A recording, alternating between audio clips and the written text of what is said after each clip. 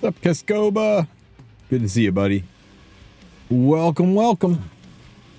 Jimmy Times. How you doing? Hey, Sonny Valkyrie.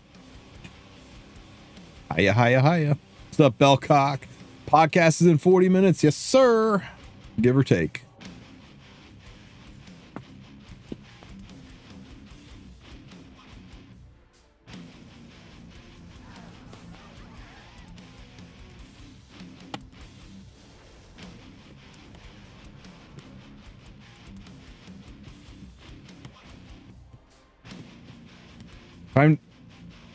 Time to make an Eat Zone announcement bingo with the guests. Whew. That's a rough one. Where have I been? I've been everywhere, man. Been feasting, fighting, frolicking, all the good F words.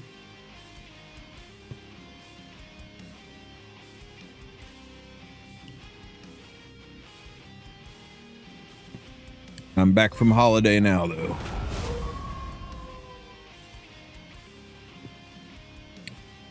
Pirate party, bourbon night, roasted a whole ass pig on a spit.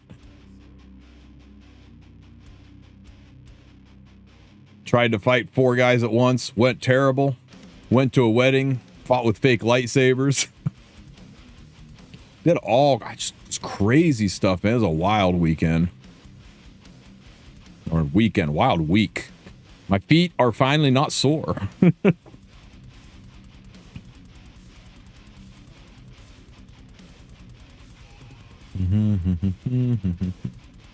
Oh, no sweeps left. Boo. Am I still 3? Sweet.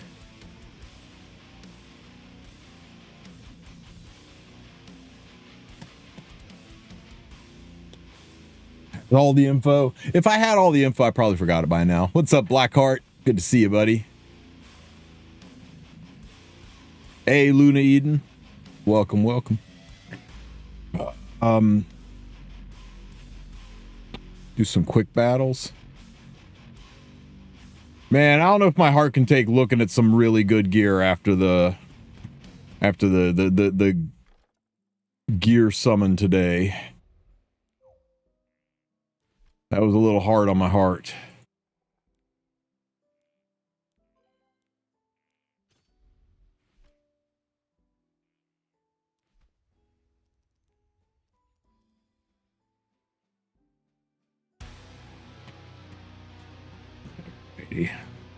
But sure, go ahead and post them, man. Go ahead and post them. Make me feel unclean. Where'd my sound go? Different song, maybe? What just happened? You guys don't hear any music, right? Let me see. Properties. Why'd that switch to the XLR? There we go. No, as my music died, for some reason it switched over to my microphone as the speaker, which it should not do. You would forget about a collab announcement. Maybe I would. There's a collab? That's wild. I just signed a big-ass NDA over a collab. Different game, though.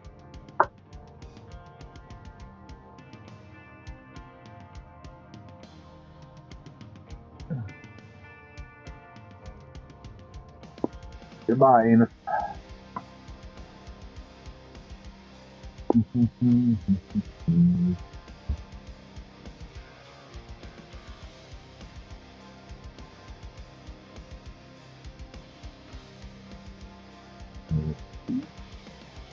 Wait, did I fix this? Did I fix this, or am I about ready to waste a bunch of stuff? God damn it, god damn it, god damn it. Fucking Alt F4. Where's the damn game? Too late. I think my mic. Oh, shit. Hang on, what happened?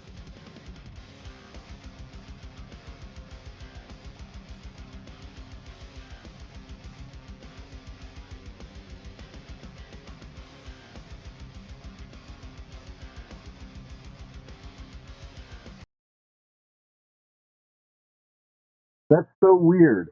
It turned my... Wait, nope. Nope.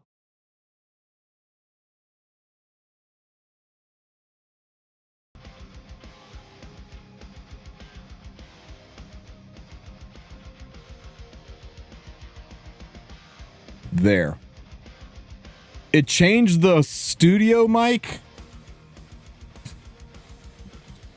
Is it loose? It did it again.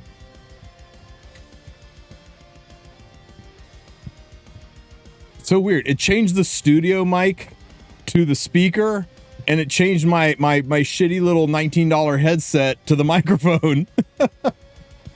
Okay. Everything should sound good now, right? Music's not too loud. Everything sounds normal. Music too quiet. Music too loud.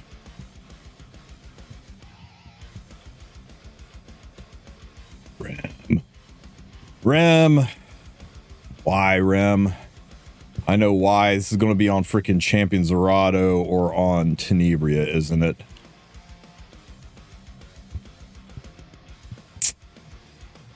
Okay, I guess we're going to spend the time we have until maintenance fixing my account from doing Hall of Freaking Trials because the game doesn't have savable gear loadouts. Why doesn't this game, why does this 7-year-old game not have savable gear loadouts? Can anybody explain that to me?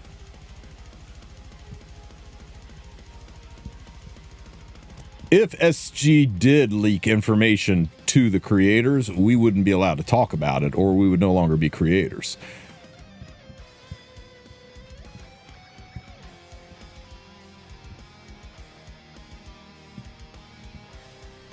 But the answer is no, they haven't told us shit. The E7 creator team is really busy right now vetting and bringing in creators for Chaos Zero Nightmare, so they kind of got their hands full right now. So a little bit less occupied with giving us tidbits of info. I did ask them if they would oh, not this piece, helmet. I did ask them if they would be cool with maybe giving me a little bit of insider info in advance. You know, a little something to help me. I'd sign whatever NDA they want me to sign so that I could arrange the podcasts, guests a little bit more around what's coming up. And they were like, we'll take it under advisement. That's business language for no.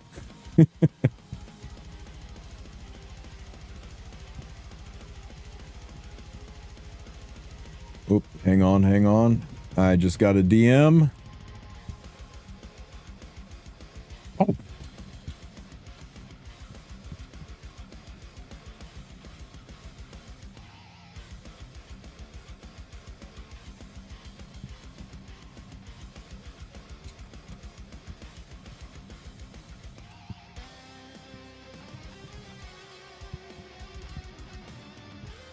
Okay, sorry.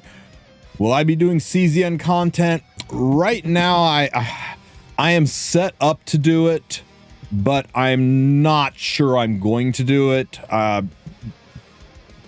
Raid and Epic 7 keep me pinned pretty heavily, and I tried to do a little bit of Etheria, and even that was rough. So I don't know. I'll definitely jump into it and play it. Like, it's just gonna have to grab me, right? The story looks like it could grab me. The art looks like it could grab me. The dark nature of it looks like it could grab me. The fact that it's a card based, that's a deck builder, that's not my thing. I don't enjoy those as much as people like Sue who love that shit. So I don't know, we'll have to see. What's up, Volcanics? Which game? Chaos Zero Nightmare. It's Smilegate's new IP that should be releasing in 1 to 2 months. 1 to 2 months. I think it's going to release in about 4 to 5 weeks. Probably closer to 4, but we'll see. It's all just hypotheses. Ken, are you good? You're good. Brand new Conqueror Lilius, you're good. Guys, guess what I did? Guess what I did?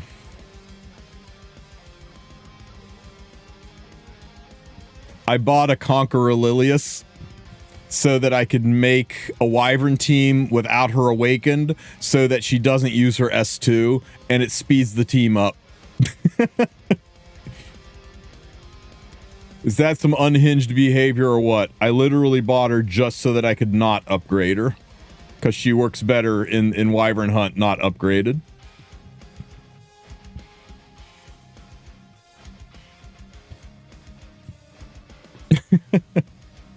Look how good this is.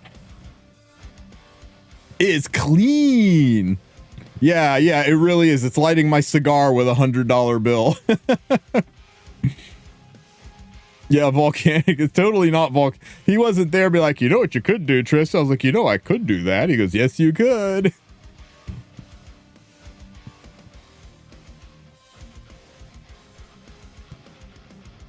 It's not Shu. Not Shu.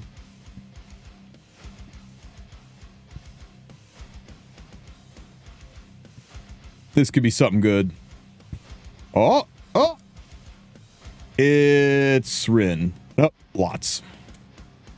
I was wondering if I should get Zio or Ellie for the headhunt. Ellie. Empyrean Ilanov, you mean? That's tough.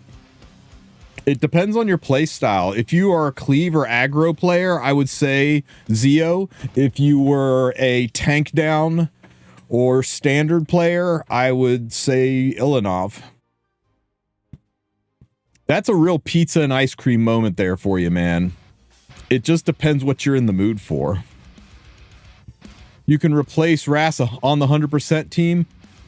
Through gear, all things are possible, and with Conqueror Lilius's changes, because she gets a 15% CR push, you can build your damage units a little bit slower. Not too much slower, or the Wyvern will cut and fuck things up for you.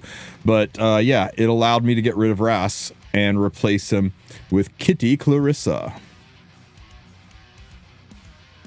Luna or Ilanov? Ugh. I would go with Ilanov, but that's also a tough call. I think Ilanov's just more useful right now than Luna.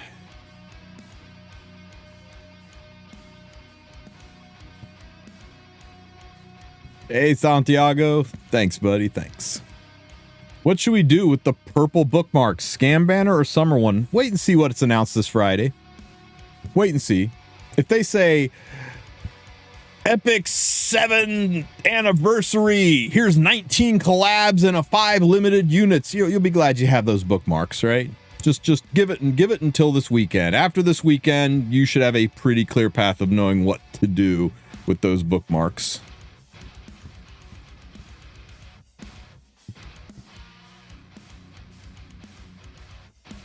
They don't expire by the 16th, do they? Ain't no way.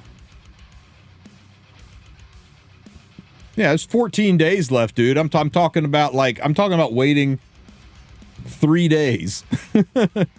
3 to 4 days from now, you should see what's coming, and if something's coming in the next 2 weeks, then you'll be glad you hung on to them. If nothing's coming in the next 2 weeks, go nuts with them. I'm back and forth on whether or not I'll dump them into this or I'll dump them into the scam banner. I'll probably dump them into this, though. These artifacts are too good. But we'll see. We'll see.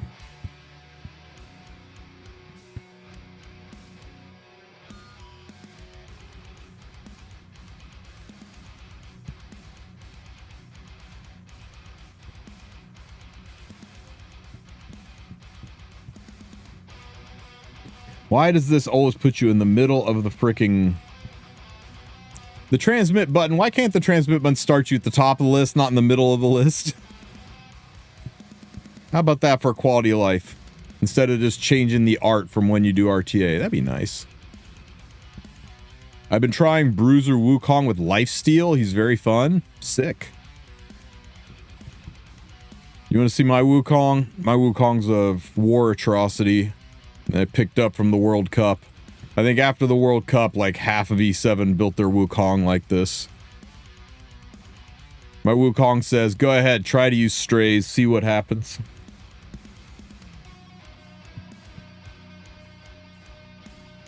I'm sitting on 2.6k bookmarks. You're in a good spot then, Chiron. You're in a real good spot. This is what the... Oops, equipment... acquisition or range.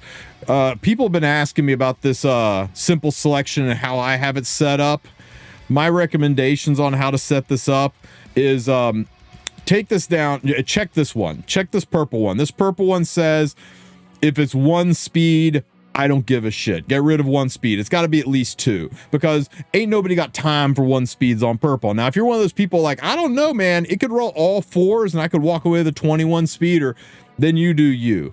I don't believe in 1 speed. I don't think it should exist. I don't think any stat on a gear should only be worth 2 gear score, and I hate it, and I deserve better things than 1 speed. So that's why I have this one checked. This one over here is weird. This one says if it's below 2 speed to check it. Well, red gear can't have 1 speed. It's legitimately impossible, so this checkbox doesn't do anything.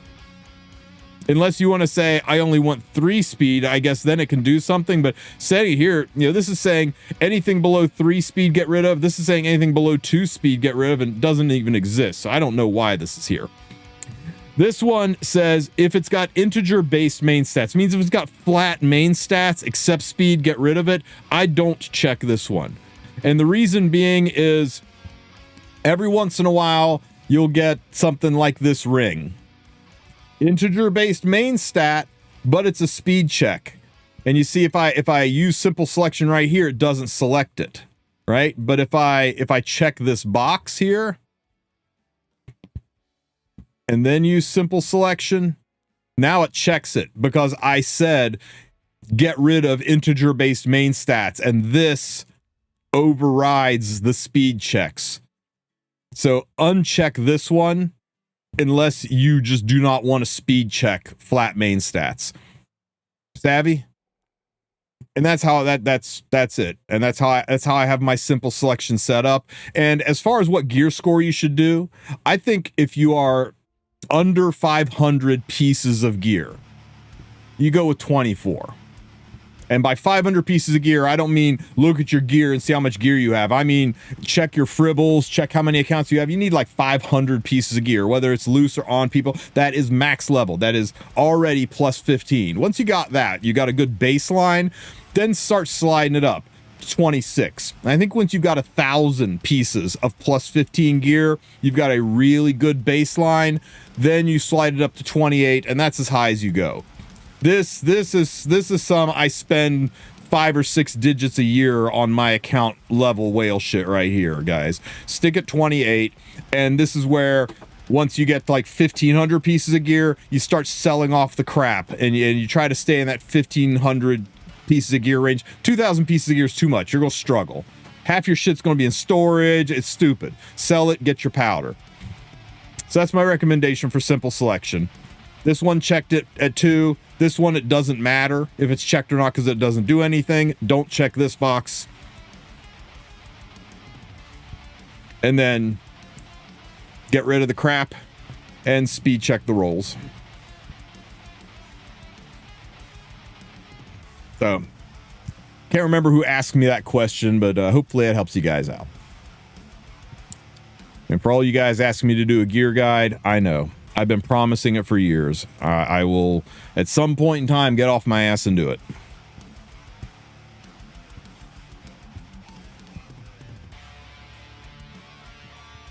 When it's in storage, Fribbles takes that too. When you do your Fribbles import, when you do your Fribbles import and you tell it to start scanning and it says scanning down here, and then you fire up the game and you fire up the game and you get to the lobby, always click on this and open your storage. Now, you used to have to click on every single tab. I don't think you need to anymore, but I do it out of habit. Then go back to your lobby, then go back out and stop the scanning, and then it will pick up your storage as well. You see, for me, it just picked up the 342 items in the storage because I didn't load the game, but it saw the items in the storage because I looked at the storage. So, if you don't actually peek at your storage, Fribbles won't pick that up.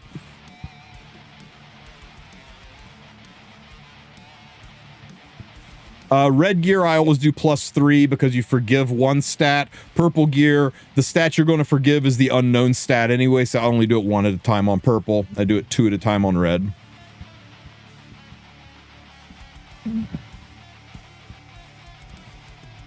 Ain't nobody rolling that boot.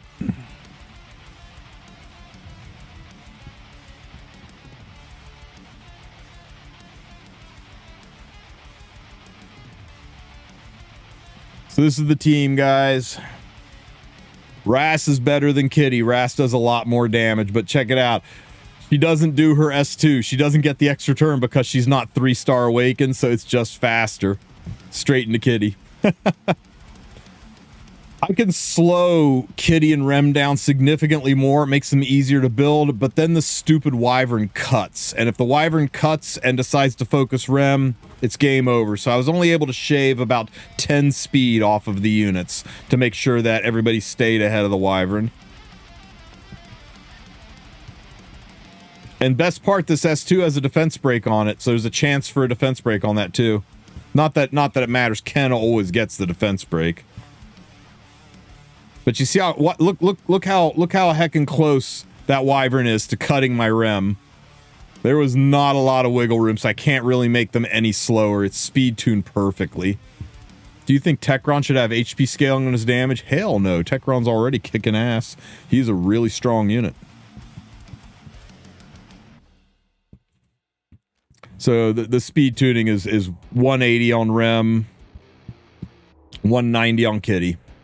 I want Kitty to go first because there's a chance that Rem will kill the back row bug, and that bricks it. So 180 is about slow. I think I could maybe get her down to 178, but I'm right on the edge of speed RNGing that Wyvern. So 180, and then 15% faster for Kitty, and then 15% faster for Lilius, and it's perfectly speed tuned.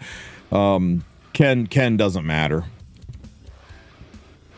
All that matters for Ken is that your Durant is that his health is low enough that the Wyvern hurts him enough on the first blast that the second blasts give you the double Durandal push, but not so soft that he dies to the third Wyvern blast and then you don't get the defense break off. So he's got to be EHP tuned, and the rest of the team has to be speed tuned. Once you get that locked out and you get the damage, and the damage is easier now that I can run slower. It's easier to get the damage points at 180 speed than it was to do it at 190 speed, but yeah, it still ain't easy.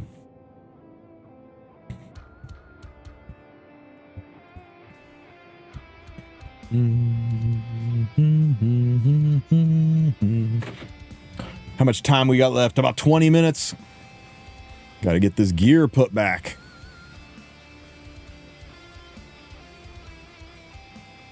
Okay, let's see. Go collect my event stuff. Get squirted on here by... Let's see. Ooh. What are we buying, guys? What are we buying? We're getting an ML5. We're getting an ML5 right here. It's going to be beautiful. You guys are going to bear witness. That was money well spent. ML5! It's gonna crack. It's gonna crack. It's gonna be an ML5. Don't lose faith. Don't lose faith. This is it's Arbiter Elson, guys. Arbiter Elson.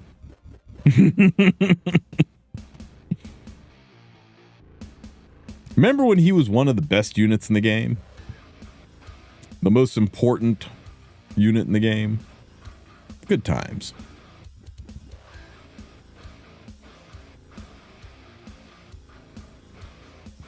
Ooh.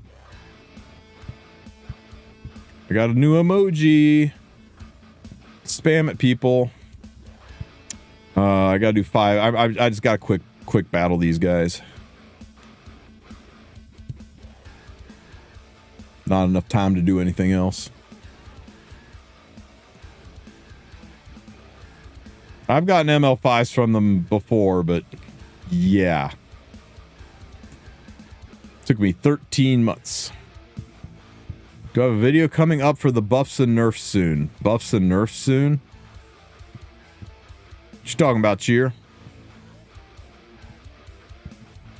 The balance patch already hit.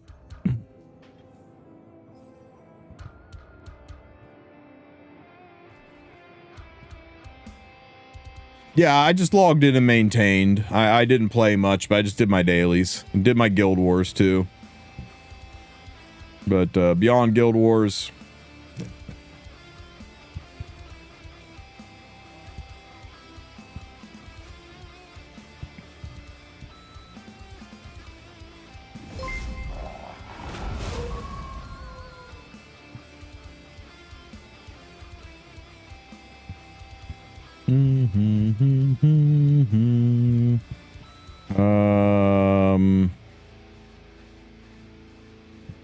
I guess some bookmarks, sure, why not?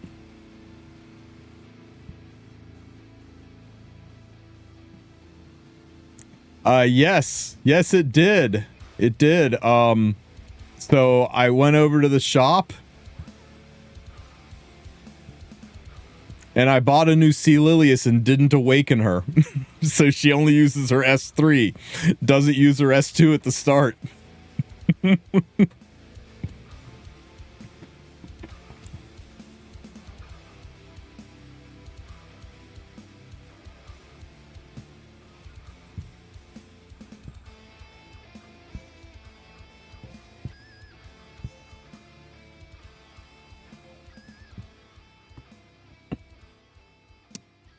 It was perfect timing. Okay. Orbis guy done. All of this done. Guild stuff done. All that done. Okay. I got 44 minutes to fix my damn account. What is this? Yeah! Get it, Volcanics. Get it. Blue Flange change did it for me. Blue Flange changes did for me. Blue Flange change did what for you? Because this is kind of how I'm feeling about Blue Flan right now.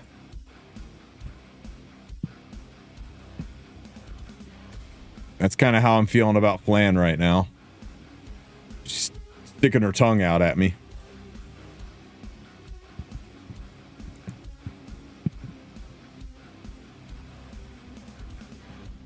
Oh, I've already got a new guaranteed Wyvern one-shot too. I just need to do a video on it. I'm so damn behind, guys. It's been crazy here. Hello, sir. Why is there no more Nightmare Raid anymore? Because Smilegate, in their infinite wisdom, decided that Trial of the Constellations would be a fabulous replacement for Nightmare Raid. So they came out with this instead. And the gear is better, but I don't know. Just doesn't have the soul that Nightmare Raid had. It feels like Hall of Trials 2.0. Good one, Jay. Good one. Yeah, nobody is happy about it. Everybody said, why can't they coexist? Why are you getting rid of it? But here we are. I don't need the red ones. Oh, well. Sweep it, baby.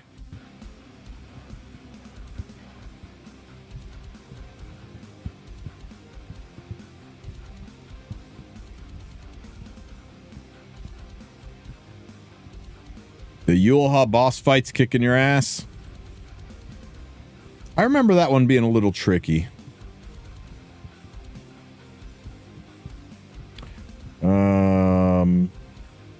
Okay, this is done. So let's fix my witch. My witch is in really bad way since the since Hall of Trials made me do stupid things with her.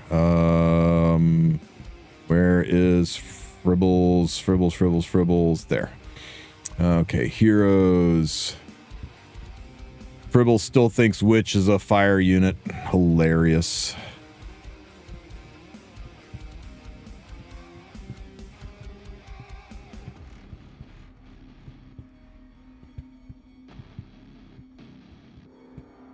It's crazy. My witch just got faster because of that new piece. That's actually pretty cool. And let's see, is this the right piece here? Good. That, oops, damn it. Let's see, 33 effectiveness over here, good. That's 41 good, 26 effectiveness here, nope, nope, nope, nope. Effectiveness, 26, 25. You, 26 effectiveness, 33 on the armor, good, and something's not right.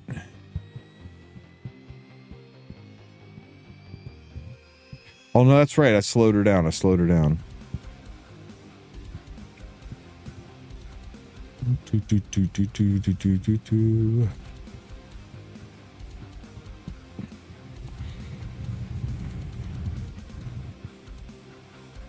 worth it. It's worth it for 1 speed. I'll take the effectiveness. We'll put that 21 speeder on someone else. Ribbles is the game. E7 is just the interface for it. Right? Hello, sir. Is there a trick to go all upgrade and speed stats? Yes. It's called being very lucky. Now, some people say that there is a trick, right? Is that you take the piece of gear and you roll it, and if 2 rolls go into speed, you shout Korea and plus 15 it instantly. And the theory being that the server's going to lag on giving you speed, and it'll put the other 3 bang bang bang into speed. I typically don't believe things like that, but then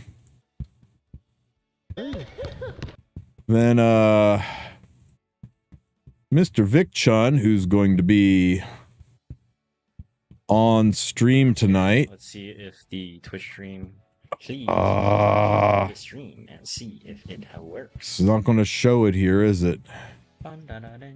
Maybe it was in his YouTube. I think it was his YouTube.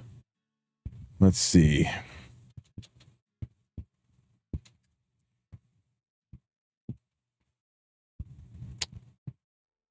Okay. Yeah, back to the... So it's what you do, right? You roll, and if 2 of them go into speed, then you just go straight to plus 15, say Korea.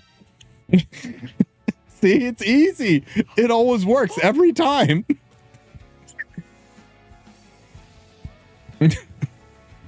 I think his brain short-circuited.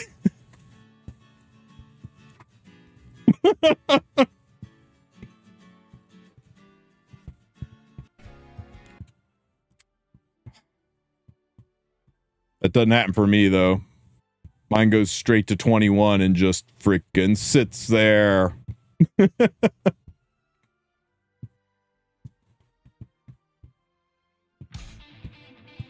How many Mort builds do you have in your account right now? Just the one. Ah, you guys keep distracting me. I gotta get my stuff put back together again. Where's Mr. Mort? This is my Mort build.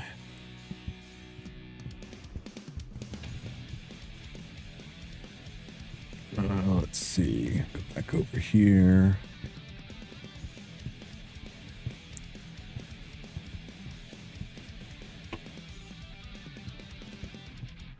What is this, Volcanics?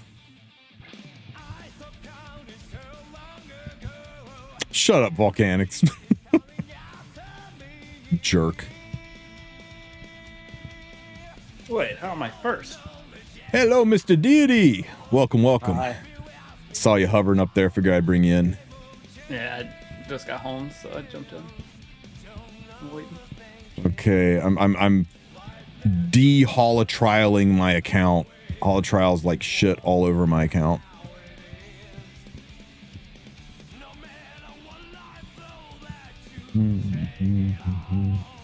That'll work.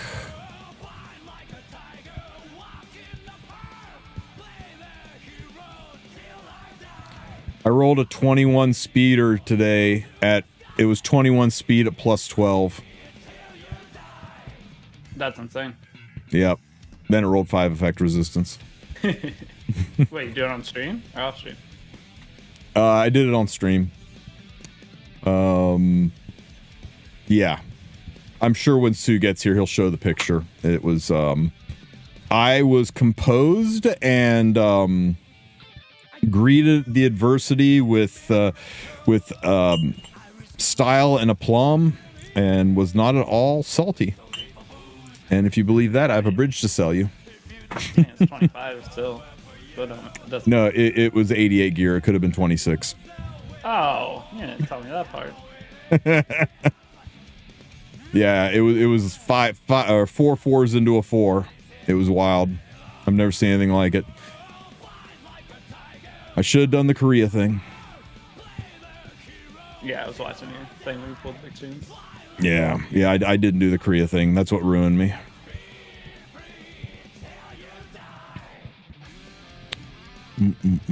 I've got to totally rebuild my ball. This is fine. This is fine. My tanky poly deserves a little bit of love. Let's see, speed. Is it this one? No.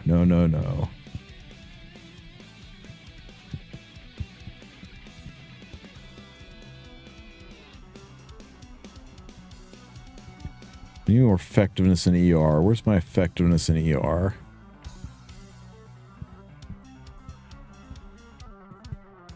It's not terrible. There it is. There it is.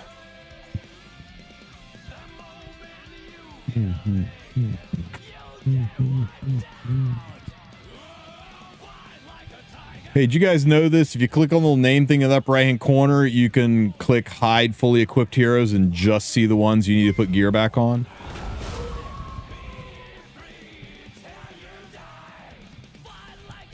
This is the shitter Luna. It's backup Luna.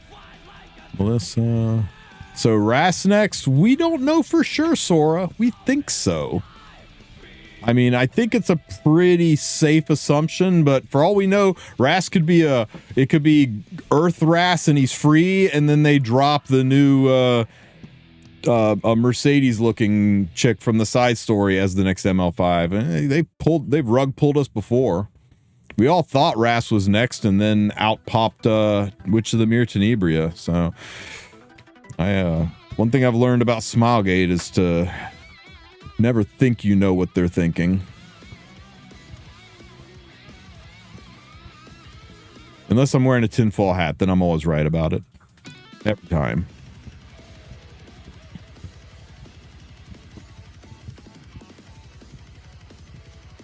I've been saying Raz is going to be a free anniversary gift. Oh, you're serious? Since he got renounced. Yeah, they're going to give it to us. It's free ML5. You get people to come back 7th anniversary. That'd be wild. I mean, what else can they do for the anniversary? To overdo the dash pass? It's gotta be something big. We'll do some kind of a list. Hey, Mr. I'm_Sue. Welcome, buddy.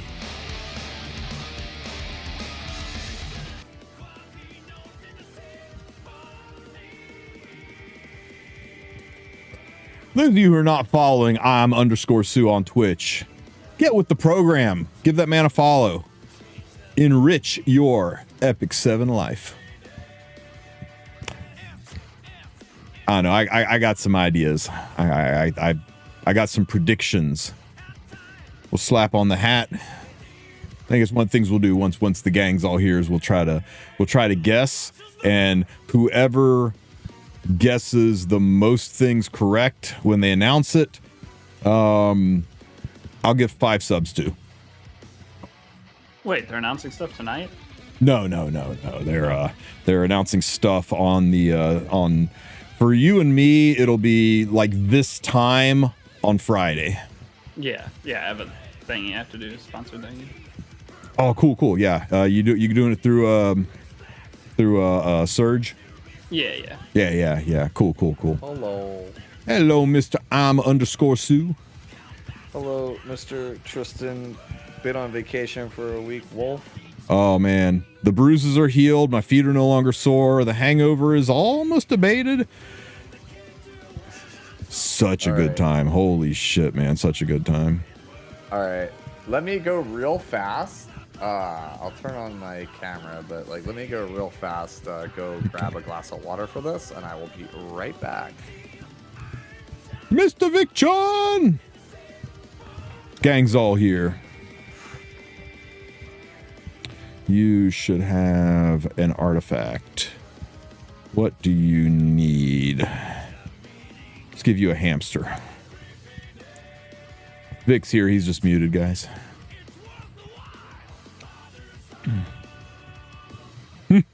Hey guys, I figured who gets the new counter set piece. I'm working on my 300 speed counter Aram. It's going to happen.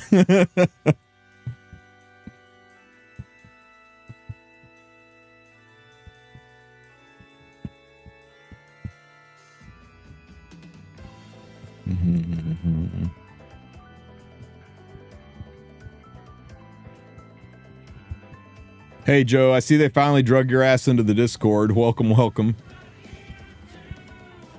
Okay, I don't think I have any more time to fix anybody who's broken because the podcast or the maintenance is upon us, guys. If you haven't done your Guild Wars or any of your podcast stuff, well, it's too late. You missed out.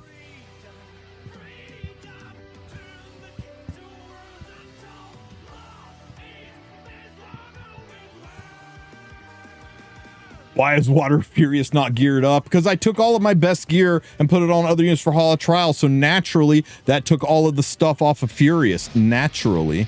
So we all know he's the best unit in the game, right? Shanito Papito, thank you so much for the sub, buddy. I appreciate you.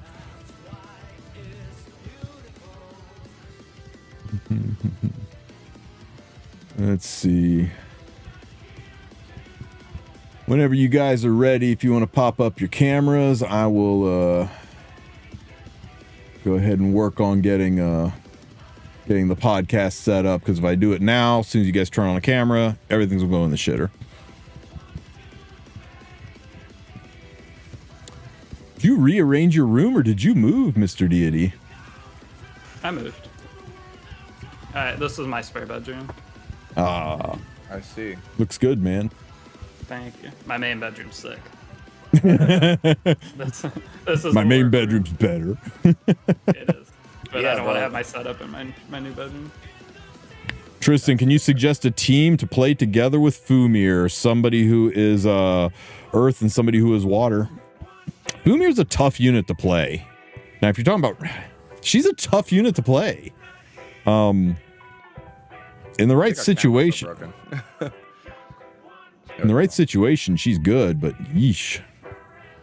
Stu, you're a Fumir enjoyer, right? How do you play her? What, Fumir? Fumir. Hell no. I don't play Fumir at all. You're kidding if you actually think it's me that plays Fumir. You should ask Vic, bro. Vic's friends with like one of the better Fumir players. Vic's struggling with his camera. That's fine. That said, I do want to talk to Vic at some point about this format we've been testing around. I think it's kind of fire. I would like some input from some like legend players on it. I don't think my camera's gonna work because it's being used by another app. You could maybe like open up my pictures on you. Yeah. I can just Yeah. Also, my Just- head is like cut off on your layout. Well, yeah, it's because I was waiting for Vic's cam to go live before I farted around with this. Let's Don't worry see. about it. We'll work it out here. Let's see. Just have a picture for Vic. Choose his Yeah. Discord picture. And then for you, you shouldn't even have your camera on at all. You should just have that still that. From Oh, the shut picture up. on your- Shut up. Shut up. Has your chat seen that? Don't come into my house. You son of a bitch. Yeah, you're damn right. Oh my god. That was brutal. I'm gonna put it in the side chat for Deity for Deity and Vic to look at. This is the best picture ever, bro. Hold on. Oh, yeah, it's definitely an action photo, isn't it? Oh, I love this so much. Oh, it's a kitty. Yeah, that picture is gold, man, in the side chat. It's very relatable, though. I know what picture I'm going to use for Vic. This one? Okay. Yeah, back. He's got exactly what. There we go. That's the one. That's it right there. Oh, that's pretty funny. That's exactly the face that you could have been making. Oh, shut up! Stop! God, Sue took his mean pills today, didn't he? Oh wait. Oh! He gotta work it. I didn't get a chance to use the picture. The Chad did it. Let's go. Welcome, guys. Vic scared Deity away. I don't think it's the cat. Yeah, but that's an all-timer, that picture. That's getting saved to the folder. Where is it? Cameras break for, or is it okay? No, I'm just watching it through your lens. Yeah, no, just. Oops. You did it. I did it. There we go. Difficulties. There you go, guys. There's the picture. That's me throwing my hat on the ground after that last roll. He started 4 speed, and then it was like I could do it, man. I could be part of the 25 club. Dude, it could have been a 26. It's 88 gear. That last roll could have been a 5. Yeah, bro, you could have finally been 1 out of 5, and then the game was like 5% ER. Yep, and you know they said it, right? You know they said the thing. Oh, 21's still pretty good. Yeah. Whoa. This is actually hilarious, dude. Like, I know the green screen thing. This is the invisible cup, man. Because it's the same color as my green screen. It was just like randomly Genesis aroused there. There you go.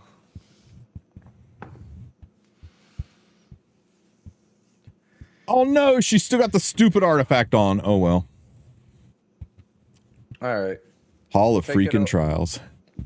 Take it away, Mr. Wolf. So start us up so that way you can explain to me why my chat was saying that you said that with these changes, Ran is now meta. I'd love to hear your thought, your reasoning, your rationale for that one, because I think that's like a massive polycopium. No, I said maybe Ras is back because Ran. Freudian slip. Surely Ras isn't a thief, and these changes aren't to let Ras use RNL, right? Right?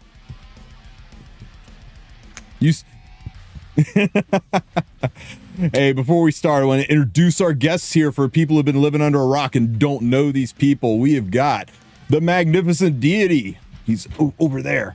Deity, say hi to everybody. Guys, click on the links in the titles of whichever stream you're watching and make sure you're following Deity. He busts out a lot of stuff for new players. If you, all the people that are in there saying, hey, I just started, I need some help, I need some information how to get started, his new player guides are peak. So make sure you guys check him out. Yeah, I haven't been doing a lot lately at all, but maybe. Hey, man. I feel like everybody's making a comeback, bro. Damone Kim was streaming E7 apparently earlier today. Yeah, for real. Damone freaking Kim. That was mind-blowing to hear that. Hey, thanks for the super, buddy. I appreciate it. Deity, you got a fan over YouTube side. And to my immediate left, right, my left, we got Vic Chun. This guy is the Guild War master. You guys want to learn more about Guild Wars, learn how to build good Guild War teams, make sure you're following this guy. He also does some RTA. He's kind of okay there. I mean, he's decent. He's decent, right? Vic, tell me how you're feeling about the latest Guild War debacle where you guys busted ass, right? You got into the top 30, right? And then they didn't do the tournament? Well, yeah, they said that they were going to announce it like the second half of the year, I think. So I guess we were kind of just hoping that with getting rank went for the start of the year, it would kind of help with some kind of placements and stuff like that. But unfortunately, we were wrong, and we're going to have to kind of do it again. So yeah, and we still don't have our Hall of Fame order yet somehow. So we just look like a top 100 guild, with rank 1. But it's all good. Insult to injury. Yeah. I think it's just because all of their resources are being spent right now trying to figure out how to make the background in Guild War appear less AI. Yeah, that's what I like to tell CZN, myself. right? Yeah. CZN as well, taking all the resources. Yeah. Hey, it looks good though. And of course, you guys all know the second seat, Mr. I'm_Sue. You guys make sure you're following this guy for deep dives on units to learn all about his favorite units and the favorite parts of his units. This is the guy to follow. This is just because I was making fun of you for not getting 25 speed. It's exactly because you were making fun of me for not getting 25 speed, you son of a bitch. Yeah, but I'm here every week, guys. So. All right, guys. We had a update pushed out today that's going to tell us about all the stuff that's happening after maintenance. It's probably going to take hundreds of seconds to go over it all. So I figured we could start there, breeze through that, and then I wanted to talk to you guys a little bit about the state of the game, what you're feeling that this anniversary patch that's coming this Friday, could do to bring some hype to the game, what you guys are expecting, and yeah, we'll just kind of go from there and free roll it because there's not a whole lot going on right now in Epic 7, which is weird for a maintenance night. Yeah, but hey, they're promising big stuff Friday, so big stuff. Just wait for it. God damn it! This picture's gonna haunt me. All right, so the big news, the one that everybody's really excited about, right, is that we got a check-in event where you're going to get like 900 stamina. So that's bitching. So yeah, starting tomorrow, 900 stamina. I'm kidding, guys. $1's a buck, right? Take the stamina and run. It's a nice little something. Not exactly what I was expecting to get us all hyped up and excited for E7, but here it is. But the big old piece of drama that's going on right now is they're doing the class summon again. Mm-hmm. Dee, you've been a negative thing. You've been away for a minute. You understand how this works, right? Yeah. I still play the game every day. I just don't do a lot of videos. But like, why is everybody mad about the class summon? It's a way for people who could never get those artifacts to get them now. Yeah. Like, why is everybody mad? When you're pulling for something on a banner, when you're going for something on a banner, what's kind of your safety net? Spending more money? No, I mean like what do you do so that you can guarantee to get the thing you're chasing? On Epic 7? Yeah. Summon on a character when the banner's up? Yeah. I mean, you go to pit, you go to pity, right? I mean, you do 121 summons, you get it, right? Yeah, but so how you can buy it with powder. How do you get this art? Exactly. You can buy it with powder. On the Tachi one, I summoned 4 copies of Tachi and like 3 off-banner artifacts. I wasn't mad about it. I mean, Epic 7 has the most generous summon system. I play so many games now. Yeah. That, I could never be mad at Epic 7 for the way that they do. I don't know. I guess the thing for me is that nobody pulls on this banner to go for a random Soul Weaver, saying, "Oh no, it's a Soul." It's saying, "Oh no, this is a Soul Weaver class summon," and there just happens to be this artifact on there too. But really, it's for summoning for Soul Weavers. That's why if you go to 121, if you spend your 600 bookmarks and get your pity at pity, you're 100% guaranteed to get a random 5-star Soul Weaver. That feels kind of bad. a random 5-star Soul Weaver. You can't even select one from a list that you want to go for on the group summon to chase a pity. So it's the only banner it's about the only banner we have where the pity is completely randomized and just tied to a class. And the artifact, the artifact, the thing that everyone is actually summoning for, not only does it not have a pity, but if you get that little girl popped out of the corner and you get your artifact, there's only a 66% chance that it is the artifact you're chasing. There's a 33% chance that it's a random off-banner artifact. So but at the state of the game, there's no RGB Soul Weavers that a new player is going to go for. Like, right. You get them every one you want for free, so you're not summoning on the banner ever for a character. Those are just a bonus on your chase for the artifact. Right, so you're summoning for an artifact that you theoretically can never get, other than you just do enough pulls that you get enough pulls that you can sell enough rando artifacts that you can get enough powder to buy the one from the shop. It just feels kind of bad. Almost technically an anti-whale system. Because you could whale as much you want and not get it, or everyone just gets one. So you could say it's 9 copies. You could say it's an anti-whale system. You could also say it's a little deceptive marketing that's going to get new players to go in on something that's a collab artifact they have no other way of getting and spend a lot of resources chasing something that is different than how every other banner in Epic 7 goes. True. You summon on it. Yeah, you summon on a Mystic banner, you go to Pity, you get the Mystic. You summon on a 5-star banner, you go to Pity, you get the 5-star. You summon on a custom group summon, you go to Pity, you've got enough coins to buy the specific thing you want. You do this, you go to Pity, you get a random thing you didn't want. You get the artifact, it may be the artifact, it may not be. There's really no Pity system outside of the standard. You've got some powder, go to the shop and get it. And the amount of resources you could pump into this, could almost literally be cheaper to just buy a powder pack and buy it from the shop instead of engaging with this banner. So, but you could also just be lucky and get 3 of them in your first 10 summon, right? I mean, crazier things have happened, but it's a little bit baity, and general feel from the population of Epic 7 is that it's a little bit of a scam, because it's different than every other banner. So a lot of people don't like it. That argument is great. That makes it make sense. From my standpoint, though, I think it's fine, but I don't. I think it's a perfect solution, poorly executed. Yeah, there we go. Yep. How do you feel, Vic? I feel like they should just make the pity at 120 just be the artifact. I mean, realistically, everyone is pulling for the artifact. Right, to give a random, Soul Weaver, even on like my new account, like sure, like a Soul Weaver, like I don't know, Schneel can help me like quick battle Banshee, like yes, that's true, but I feel like if I'm just gunning for an artifact, just getting one from the shop potentially and blowing however many bookmarks and I don't get it, could be pretty bad, right? It could feel really bad. So I think it's they should probably change it. That's just my 2 cents though. Now, I'll throw you a little curveball here, Vic, because I do kind of agree with Deity on this one. We've never really had a unlimited pity system for artifacts in the past. Even the custom group summon, I think you can only buy one of the artifacts with the 100 coins.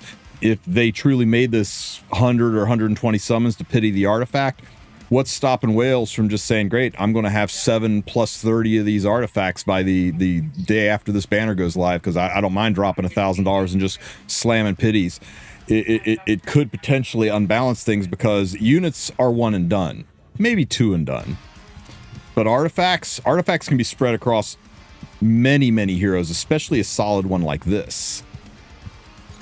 Okay. I think that's a valid take, but I think the other thing is that whales are gonna like go hard either way. Like I'm gonna pull like 5 at least, and I'll whale for it. It's not gonna stop me whether it takes me 1,000 or 2,000 covenants. So it's kind of like, it's kind of like whales are gonna dominate either way, right? They're gonna spend and get as many copies as they're gunning for. So I think it should cater more to people who obviously, especially with like the 7-year anniversary, there's so many like limiteds coming, and I think we'll talk about that later, but I think it's just better to have a pity system for the banner that it was created for.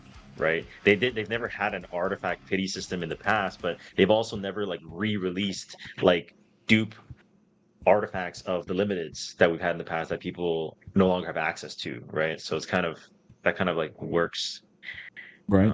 against itself, I guess I could say. Yeah, I think I agree with everything everybody said. Like, I'm pretty much the same as Vic. Like, I don't really care if it helps whales if it's a 121 pity for the artifact. Like, I'm always looking out for the little guy, and that's what helps the little guy the most. So that's what I'm gonna go with. That said, please, I know we always talk about how it's a scam. Don't roll on it.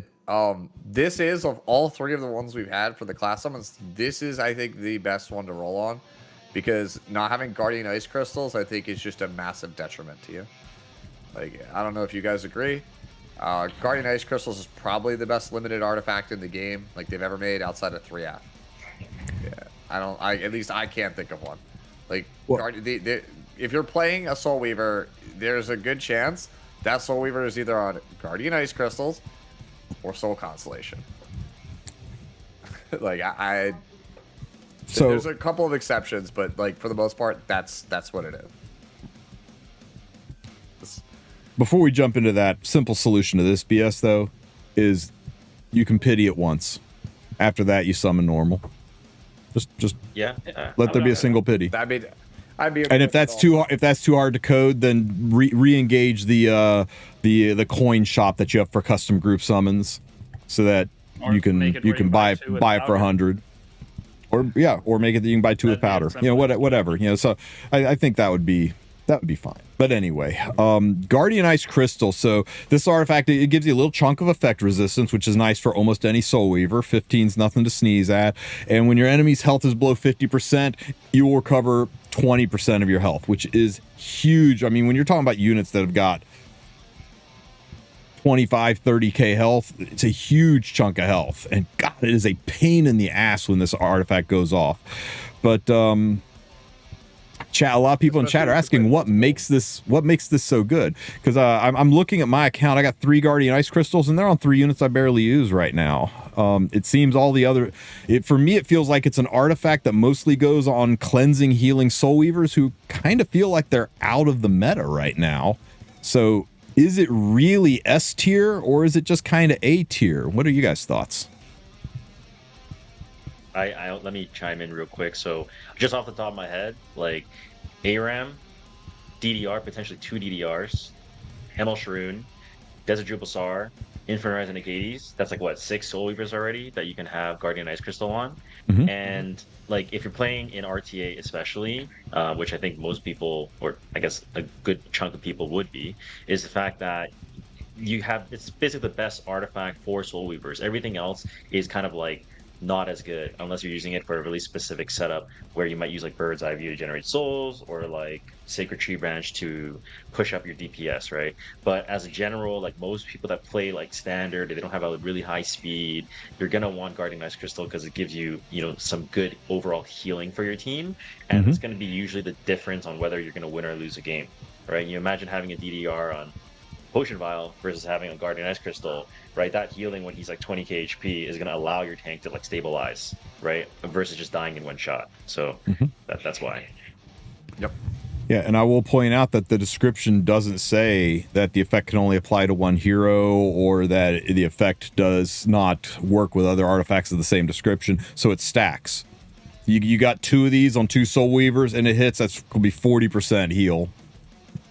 Yep. So pain in the butt. It's huge. But I mean, Vic Chun just plays Guild Wars. What do you think, Sue? You do RTA. No, I'm just playing. I'm playing devil's advocate here, right, guys? Every single unit that Vic Chun rattled off, I either don't play or I play them on different artifacts, but I play very different than Vic Chun. I'm a high aggro cleave player, and people in chat said it. They said this artifact feels a lot better on standard, which is more your style, Sue. So I think the big question for the people is, how important is this for the people who are just trying to break into RTA, the people who are just going for their masters or champ skin versus the people that are trying to bang out Emperor, Legend, that kind of ranking? Should they go for this? Should they engage with this banner, dive deep on it? Should they get 1, 2, 3 of them? Or is it one of those that's like, it's really, really nice, but you can live without it? I mean, you definitely, I think, get at least one because it's limited, right? If you don't have it, you should get it. The thing is, like, people are like, oh, but I'm like a cleaver. But the thing is, you won't always be like a cleaver. There'll be some metas where like your cleave doesn't work, or there's always going to be somebody faster than you, and you're going to have to pivot out of it. And if you try to force it, you're just probably going to lose that match. Just in general, it is just such a universally good option that if you're playing Soul Weavers, I find it really hard for it to not be like the #1 consideration, unless you're doing something very specific, like Vic said. Like you're trying to push up a DPS, or you're trying to cut in front of somebody with Soul Constellation, right? But other than that, like, it is like the default option. Like if you are playing a Soul Weaver, without even looking at the kit, Guardian Ice Crystals is probably the play. It's that powerful of an artifact. Like, it's been tested over, how long has Amelia been out? 4 years? Going on Give or 5, take, yeah. Vic? Like, and Amelia has come and gone, but Guardian Ice Crystals is always the meta relevant artifact for Soul Weavers. It's for 4+ years, it has been effectively guiding light tier. Like, it is just the thing you staple to your Soul Weaver. If you're playing a Soul Weaver, unless it's cleave or something oddly specific like an anti-cleave setup, it's Guardian Ice Crystals. Machine Gun in chat said, we should ask Poopist how good Guardian Ice Crystal is. Oh no, Tony. I think Poopist is pretty well known for having like 4 or 5 of these things at plus 30. Yep. It's an artifact he leaned heavily on. 29 Amelias. Damn. So, yeah. Deity, do you have any thoughts on this artifact from the standpoint of newer players wanting to get into RTA? Is this a banner they should engage heavy with? Yeah, so if you're new to the game, with all the stuff that's out, you have currently, I think, like 7 pities worth, even if you did the summer banner and did, I don't even know.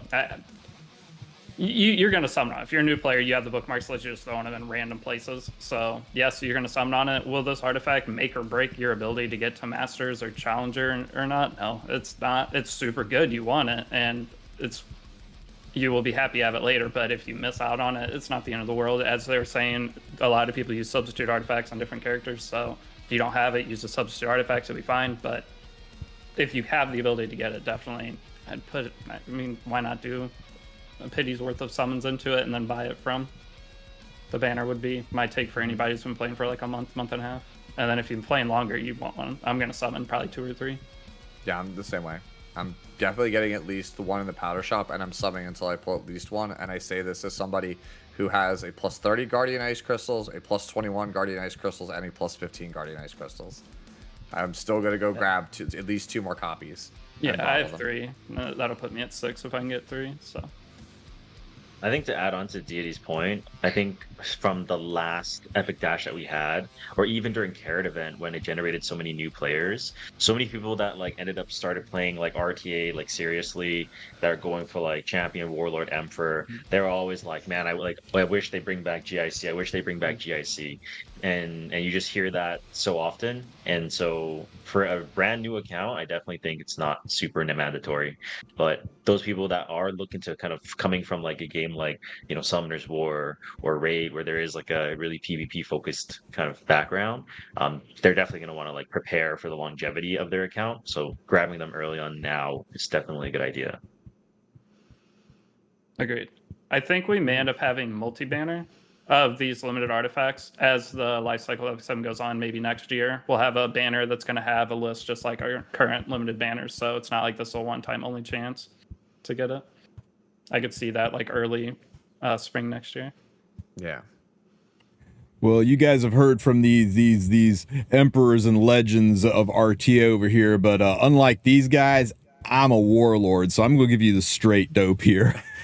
I'm not a warlord, buddy. I'm like bronze. Okay, no, for real, guys. I agree with everything they said with one caveat. We've got a big info dump hitting this Friday. This banner is going to go live as soon as maintenance is over. Please, for the love of God, give it 2 days. Give it 2 days just to see what's coming, just to make sure that you don't have some FOMO. Yes, this artifact is insane. Yes, it is really important for high-end RTA. Yes, there is really no better options, but there are functional options. You can succeed in RTA without this artifact. It's just going to make your RTA existence better. But what if they drop a collab? What if they drop a new limited banner? What if they drop new limited units? What if something rolls in on the 16th that's so important and you'll be like, I just blew all of my bookmarks getting 2 magic wands and I got nothing left. I guess I'm going to have to swipe.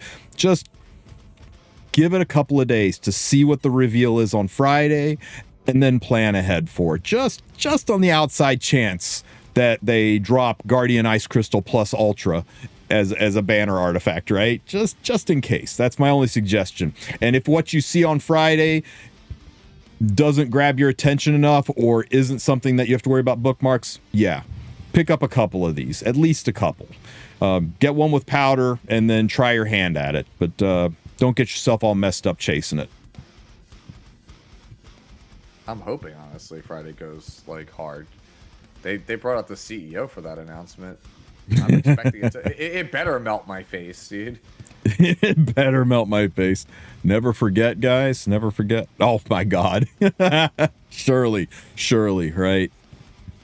Well, they were the ones that said, "Hey, it's going to have a lot of this stuff that you guys have been asking for years." And I'm like, oh boy, if the CEO's saying it. Yep. I got my opinions what's happening. Okay, right. So the update, guys. Here we go. Let's just play the footage. The 1 minute summary that's 37 seconds long.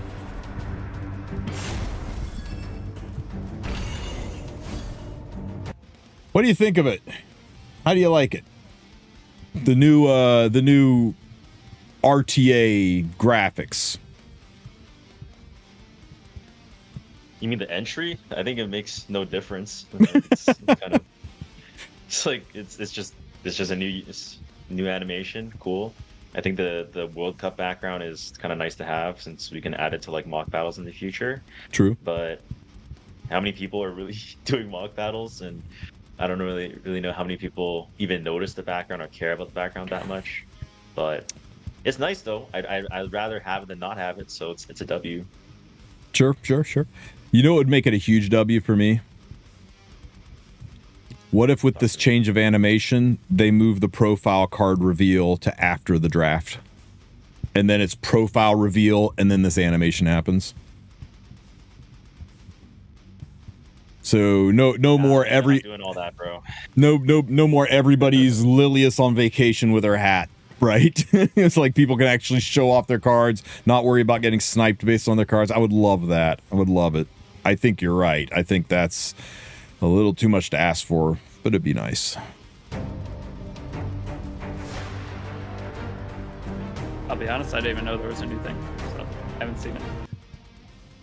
Okay, guys, we're almost a third of the way through, and this is the big one. This is the one that's confusing everybody, right? Because in the patch, they say they're going to further clarify how this works, which makes it seem like no functional change. It's just a clarification. But they actually made a PowerPoint reveal card for their video for it, and they use the word adjustments. Extra turn rule adjustments. Extra turns granted by hero skills will be applied first in order, then followed by extra turns triggered at the end of the turn by artifacts. And then they specifically call out the 2 that they nerfed and recalled, Rihanna and Lucielle and Butterfly Mandolin. So there are 3 camps when I discuss this in the CM room. There are 3 camps of content creators' opinion on what this means, and I want to get your take. The first camp is the nerfs that they did are being reversed, and we're going back to the way these artifacts used to work.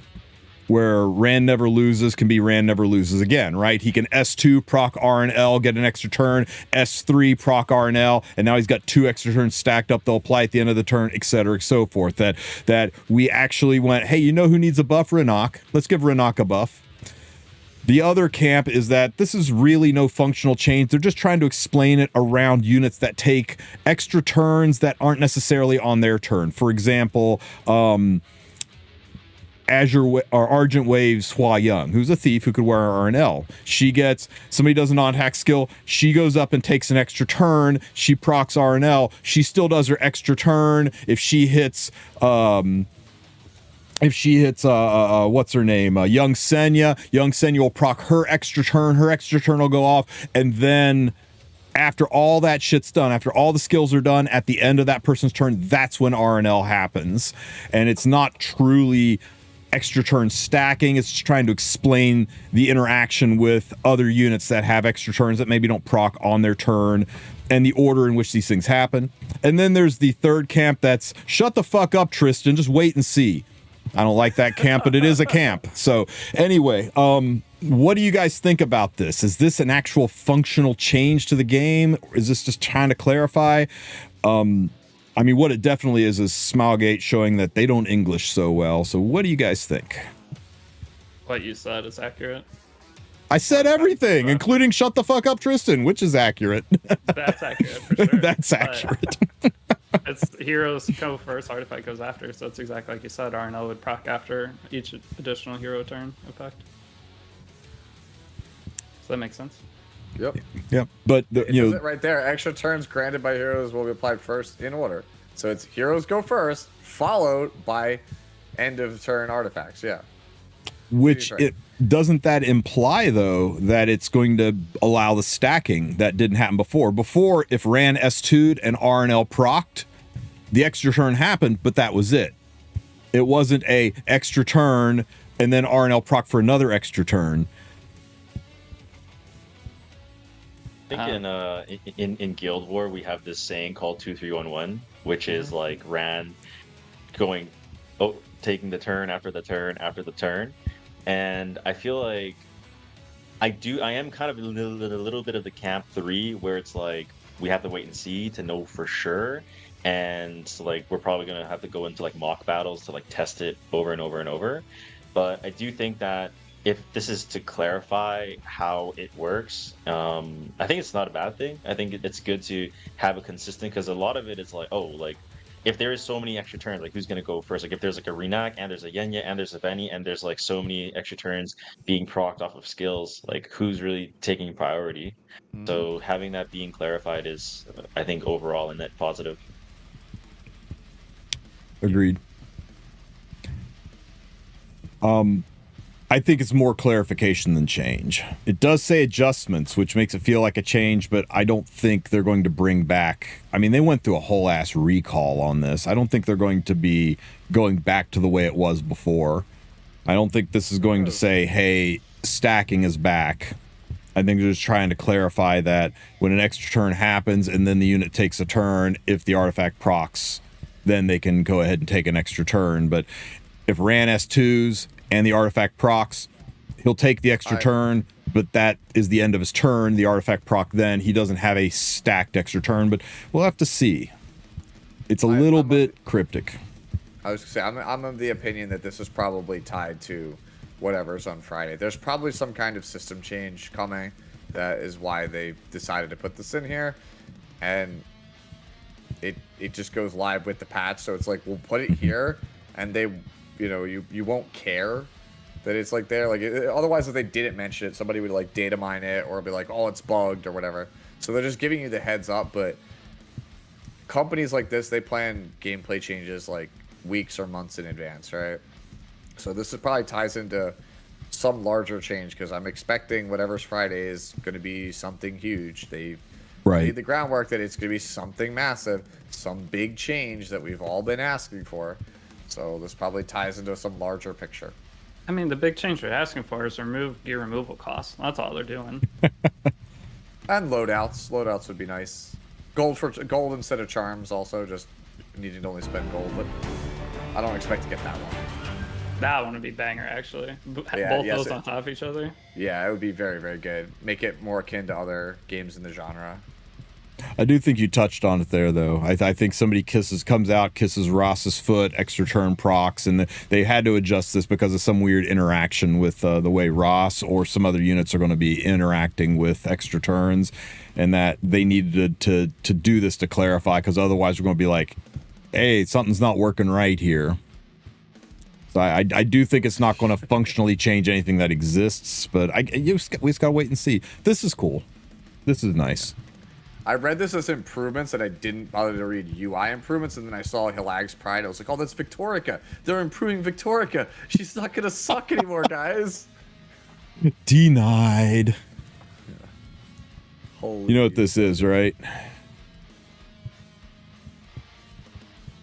You know what this is, right, Sue? Disappointed in a unit this year. I think Victorica is definitely the most disappointing unit to me all year.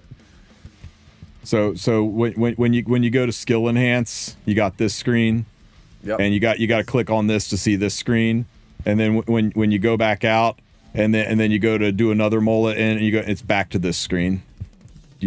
Now it's just going to remember. It'll just remember. That's all it is. It's just going to remember whatever you had this on will stay. So you don't have to click it back and forth. That's how it should have been the entire time. It's nice. It's nice. Okay.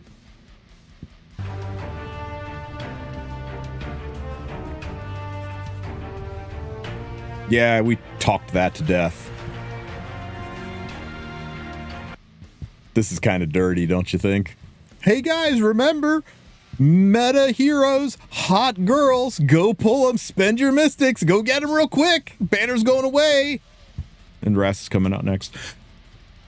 But never mind all that. Go get your girls. I'm going to laugh if it's whatever, as people have been calling it, Tuberu, where it's the new, like the Mercedes in the Moonlight Theater. It looks like 2B.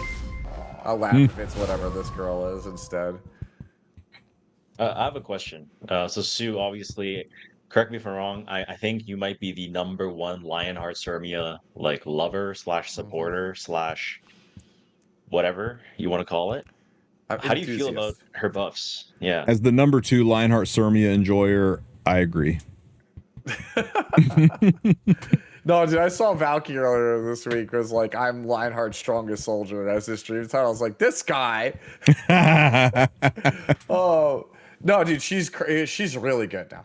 Like, she still has her major problem of, oh, you go for I am the victor. They have Blood Moon Haste or Dragon Bride Senya, and you might accidentally proc a passive. That sucks, but otherwise the character is like pretty good. Like, if they don't have Empyrean Illinav and they have the dual attack, right, and like or extra attack, counter attack, she just kind of pops off. She just does everything. I think she's super good now. Like, I think she's super Melona is the Nexi. Trust that Banner is the coup. Okay, good to know. Here's my take on it. I think they've improved her and they covered some of her weaknesses. But I think like in terms of RTA, like if we're not playing with the new units during preseason, I feel like Lionheart Cermia isn't going to have that big of a place in the meta still, because I feel like so many of the newer units kind of outshine her, and so many things in the game already def pen. So if I feel like even giving her that extra survivability with her EE is still not going to like make her like way more infinitely playable than before. So what do you think about that? Don't you listen to the bad man, Cermia. You're beautiful. I think that for me, I'm of the opinion that I feel like my take ML Ras about to be next year, so we will wait another all year of hope and cope meter and play around. I mean, I theorize that, like, I mean, I don't really play a lot of cleave, but having her be like a counter cleave unit feels really strong to me, because like before you needed to invest way too much in speed in order to actually cut. Now like cutting is basically like a foregone conclusion. So I think just stacking her with damage is still like a pretty good counter cleave character. I thought that would be like at least her best spot. You know, again, I haven't really tested it because that's not really my play style.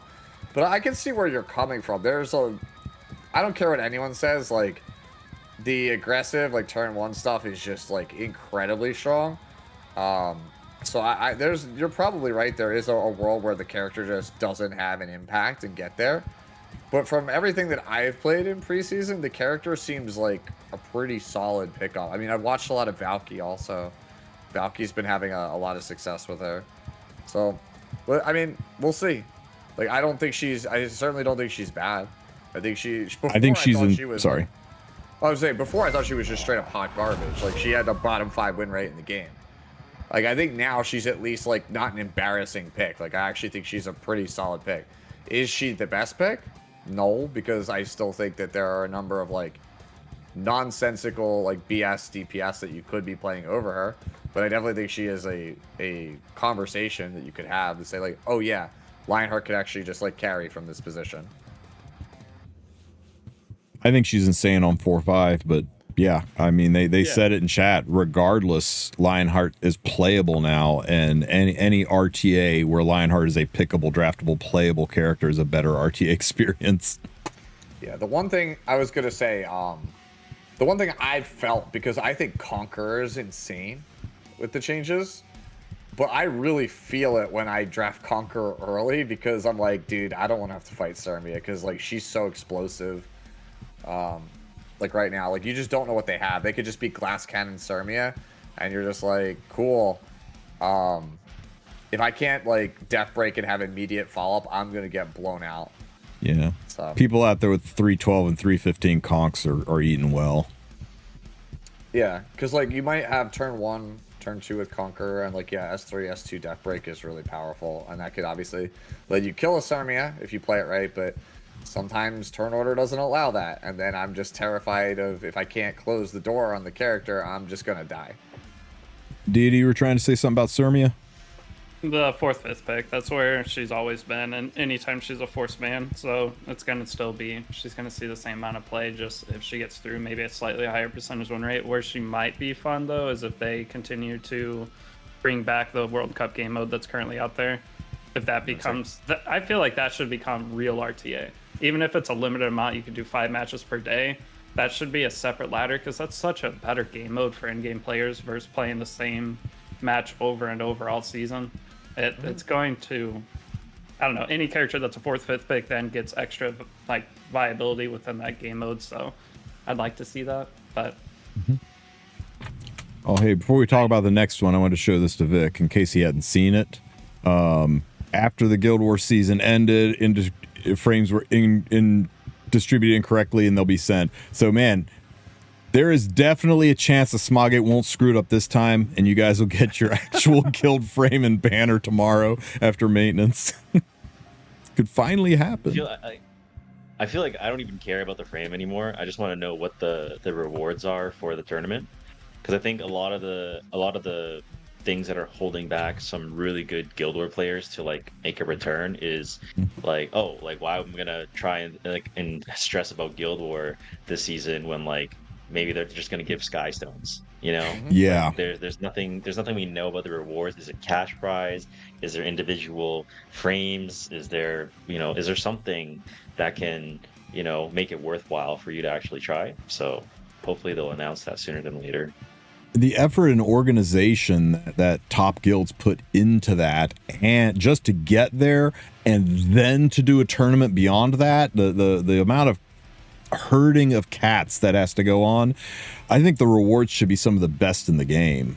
I mean, I wouldn't even rule out cash prizes. I think it should have cash prizes, because the effort that goes into that is huge, and I'm really disappointed that they kind of, bowed out of it and didn't really. The fact that we all thought there was one and there wasn't for season 1, I really think they should have pumped out some rewards, not just, hey, here's a cosmetic, thanks for testing the beta, we'll do it for real next season, trust.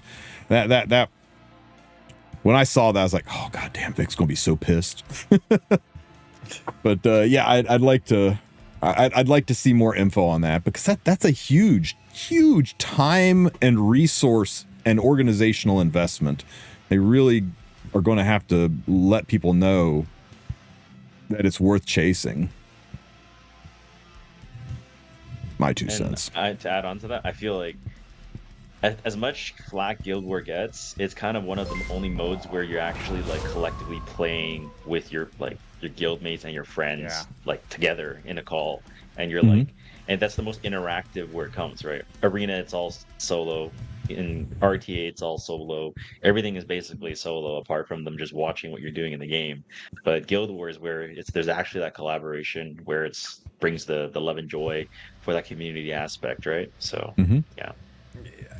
You know what? I never really thought of it like that, because that's what I always wanted out of E7 is just like co-op with my guild, and we never really got that. That was what I was really hoping for when the game first came out. Yeah, even RTA is discouraged to be in group chats and to be strategizing together. It's the only place where it's not just common but encouraged. So yeah, and community is the lifeblood of any gacha game. So anything that like pushes that and pushes people to be more active in their guilds and to be more active in their communities is just overall good for the game. Hey, Pocketful, thank you so much for the sub. I appreciate you. Thank you for the 6 months. So, what are we feeling about our favorite wet t-shirt elf? I've heard things. Kind of nasty things. Is she really all that, or is she flash in the pan and really not gonna, live long outside of the buff? I'll let you guys comment before I give my 2 cents. Okay, Big's like, bro, go ahead. Sue's like, you go first before I tear apart your arguments. That's fine. I mean, from what I have seen, what I have played myself, what I've played against, the character seems very good, right? The extra attack damage on the S2 now is kind of like hilarious, right? I have seen it do upwards of 14k damage. Like, that's basically a Twisted Eidolon Charon. When you think If about I'm it. not mistaken, I think the numbers are 40% of her health. So whatever her health is times 0.4, that's the pop. Pre-mitigation. Yesterday. Yeah, I've seen 0.5. I thought it was 0.5. I mean, I could look. I thought it was. I'm pretty sure it was mine at 0.4.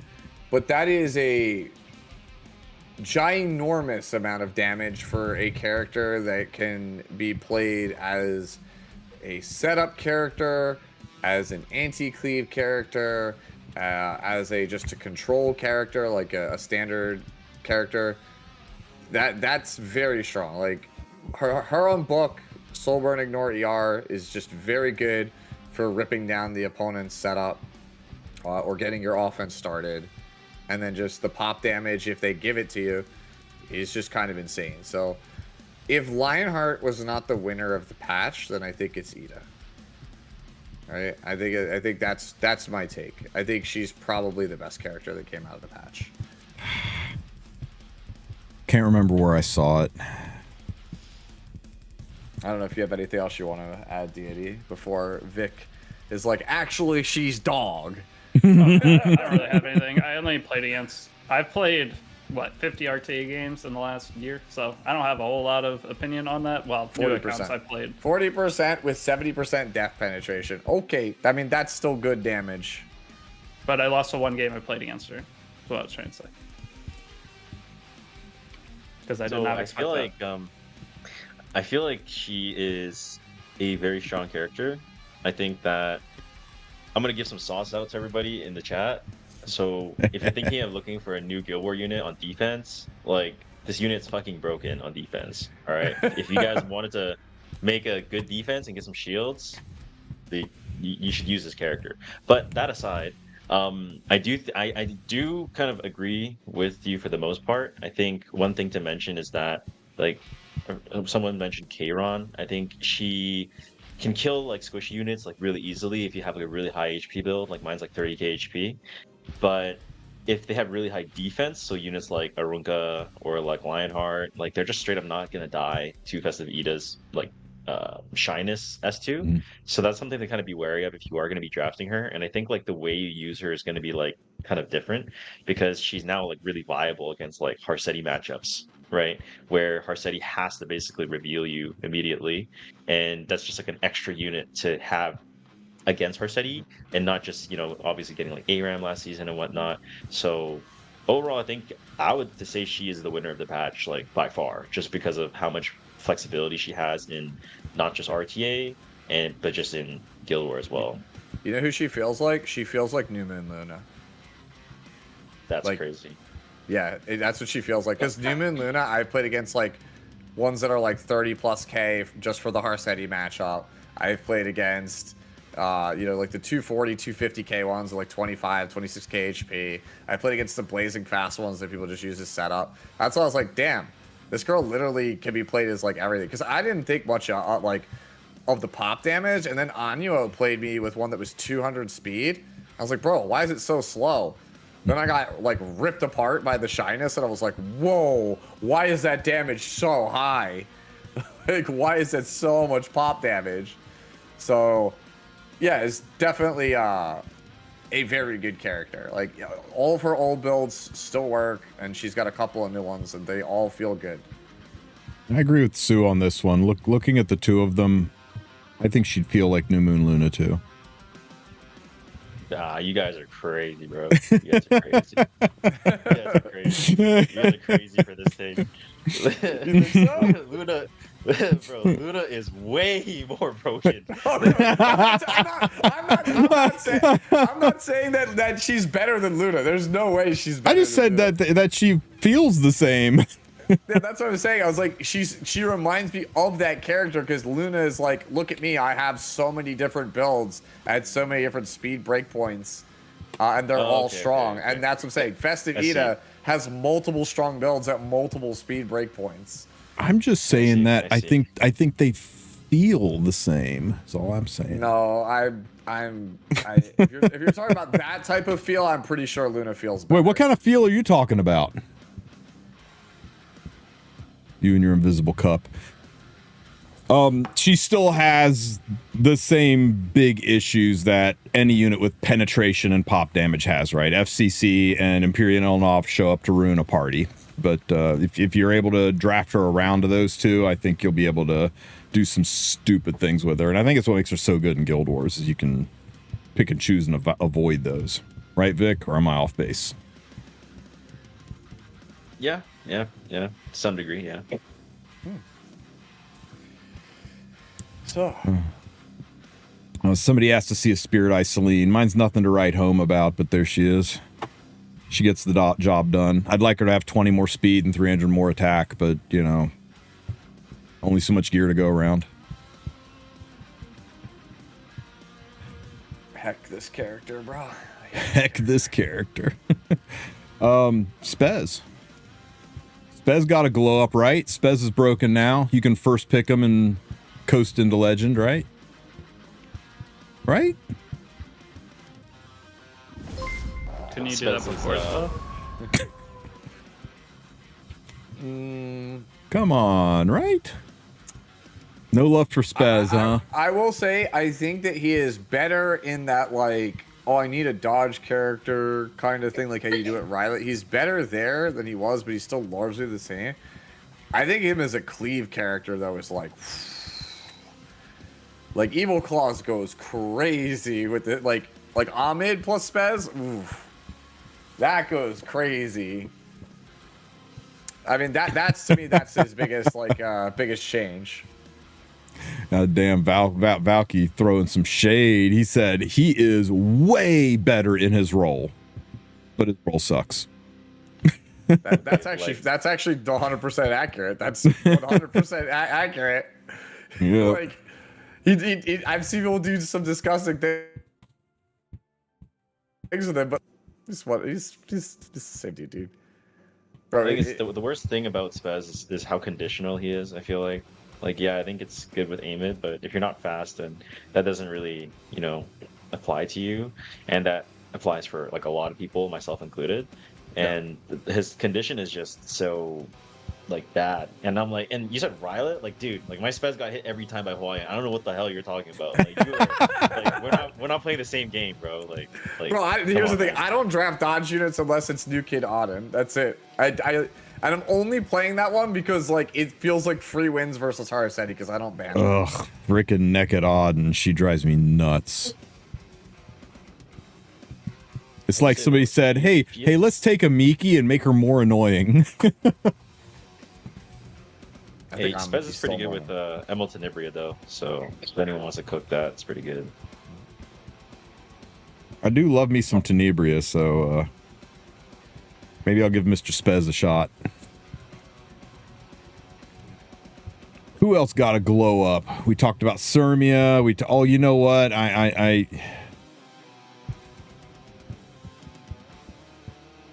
Let me ask a question. Because like I feel like Deity's gonna fall asleep over there, brother. Let me ask you a question.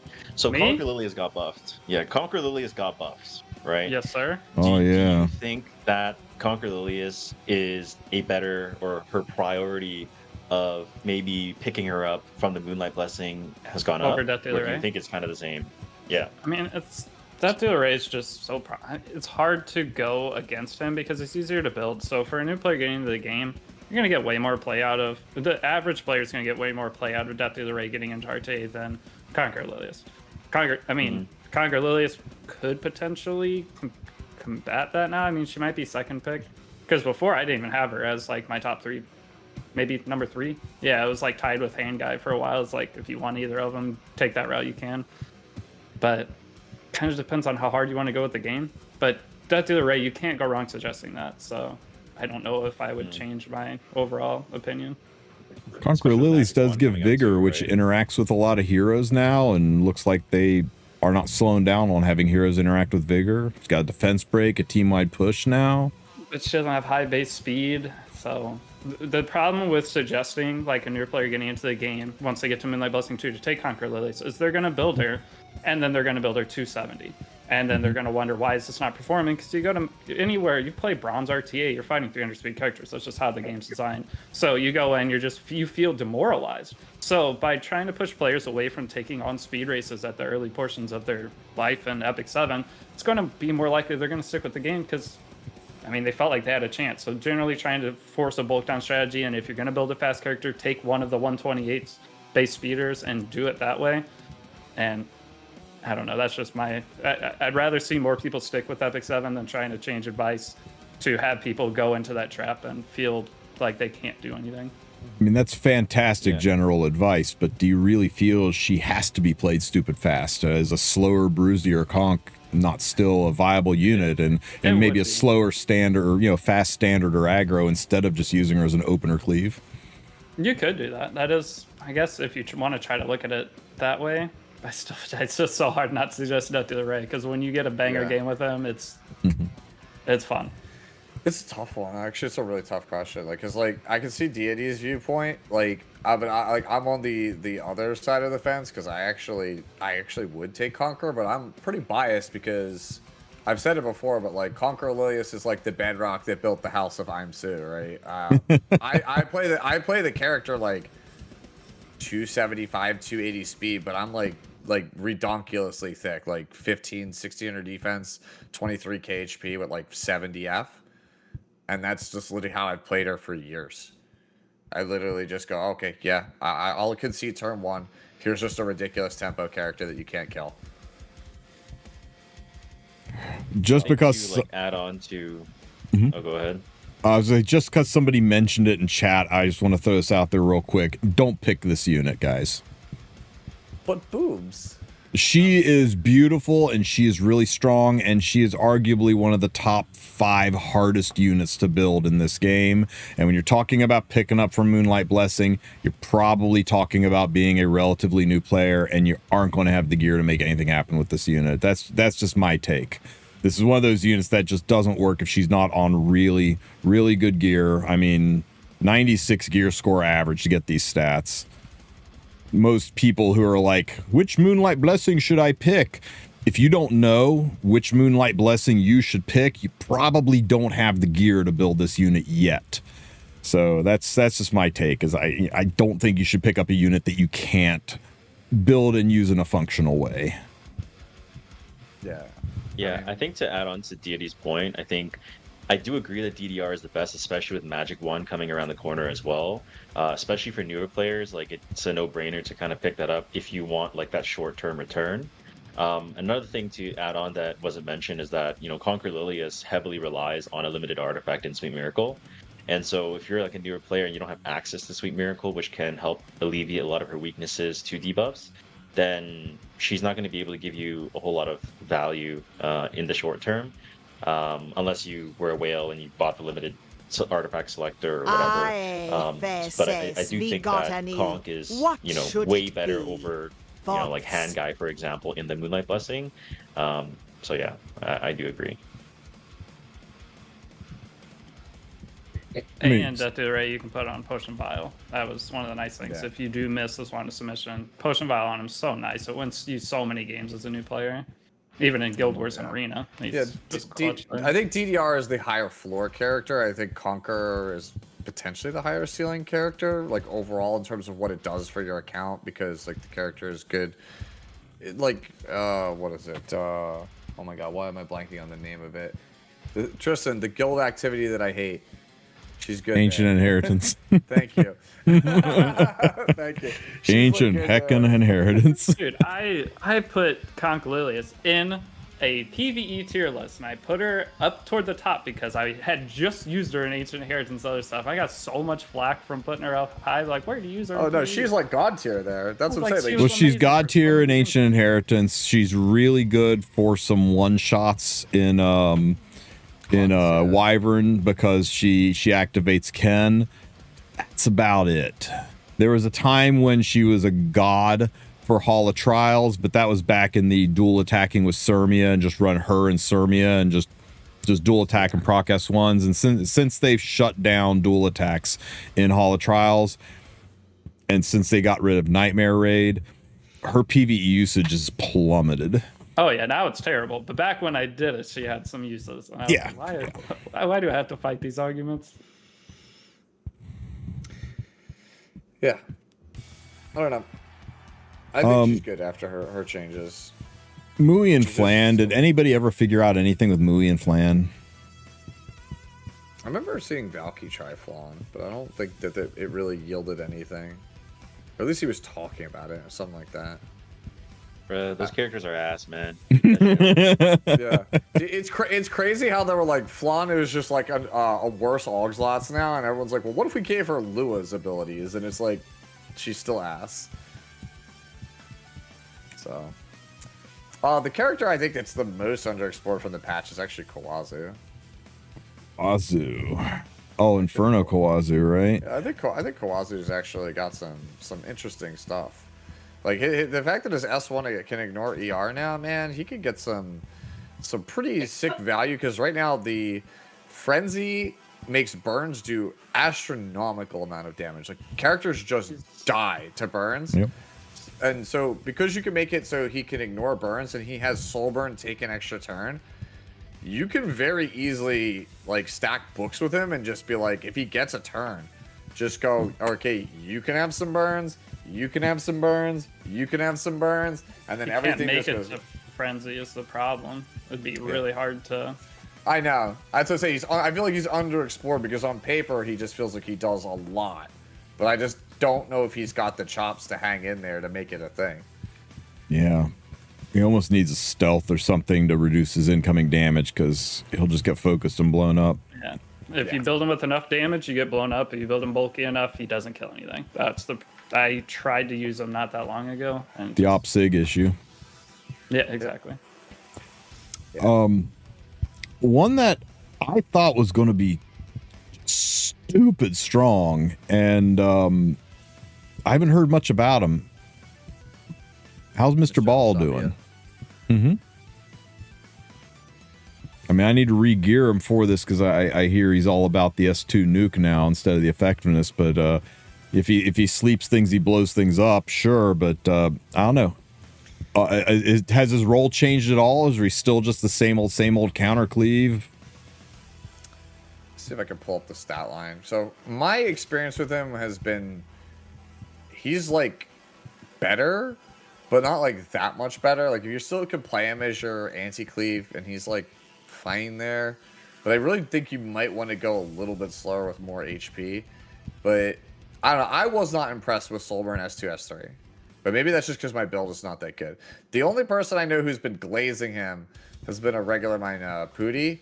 But I'll show you. I'll see if I can find it. I'll pull up his stats. His stats on Sage are like otherworldly, so that's probably why he's glazing the character. But for me, I was like, he seems better. All right. I think the use case for Ball is still, it doesn't really change all that much. Like, if you think about it, you know, are we using him in like an anti-cleave setup versus something like, you know, Zeo or like for let's just say Zeo?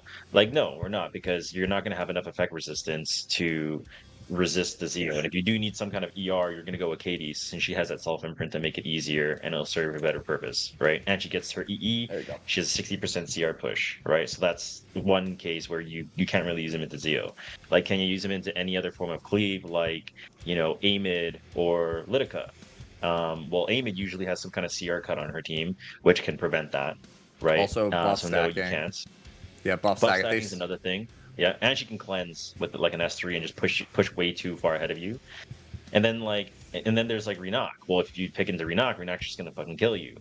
And if you pick it into like Litica, then she's just gonna restrict you. So from like a counter cleave perspective, I feel like it doesn't really, her value hasn't really gone up much, or his value hasn't gone up much.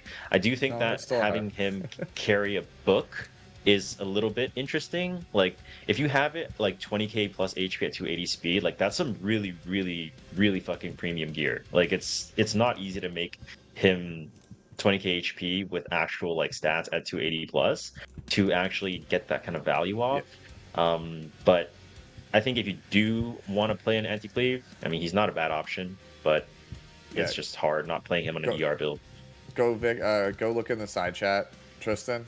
This is exactly, it proves Vic's point entirely. Like, the one person I know who's been like, yo, I've been having insane success with the character. Look at his stats. I set the cameras up on the wrong monitor. If I do, it'll jack up the can you just post it in chat?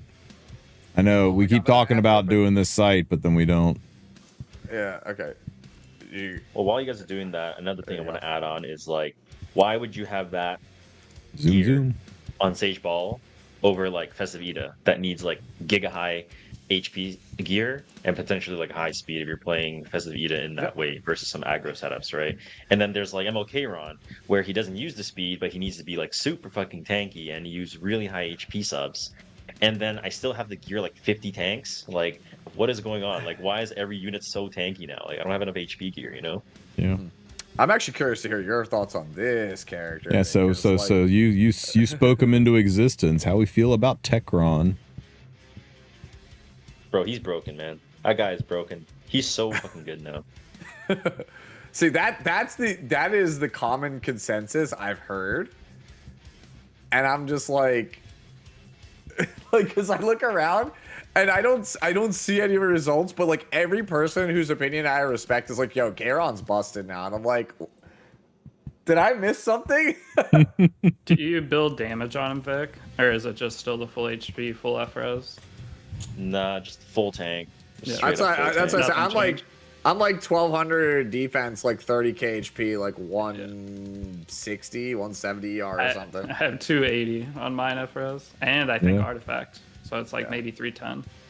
Yeah, I posted my Kayron in your chat. Ooh, that's beautiful. Look at that. Yeah. So you have more depth than me, but I have more ER than you. But yeah, it's like whatever. Like that. Okay, so it hasn't changed. This is such a resonant sleeper build to me, dude. I'm like, you know, I think this is the most boring thing ever to play. But yeah, I get it. If it wins games, sure. Valky just dropped fun that is. What? Valky just dropped some truth. He said, I think a lot of builds on Kayron work. It's more so the matchup that matters, like a lot more. Bad builds can win a good matchup, but good builds can't overcome a bad matchup.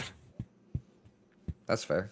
That's a fair take. Yeah, I think to add on to Kayron, I feel like a large part of, you know, when you would pick Kayron is into, you know, squishy DPS comps. Like, just from an RTA perspective, it's just squishy units like Tori, like Sylvian Sage, for example, right? And one of the issues with playing Kayron specifically, let's just say into Tori, is she's paired with, so many supports, and the one support that's so hard to beat is Lone Wolf Peyra. And even if Kayron can kill off your Tori and everything, like he can never beat the Peyra in like a 1v1, 1v2 scenario.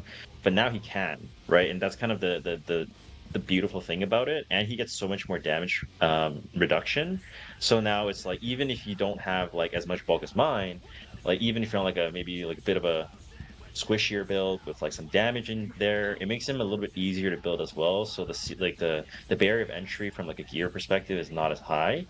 But a lot of his weaknesses were covered, and I think like if you're drafting him in that sense into like squishy units, like he just does so much damage, especially into like Nuke Aiden as well, that I didn't mention so far, and Flan, obviously. Yeah, those have been the two I've noticed, like, or at least I've been trying him into. There's just been the dodge units.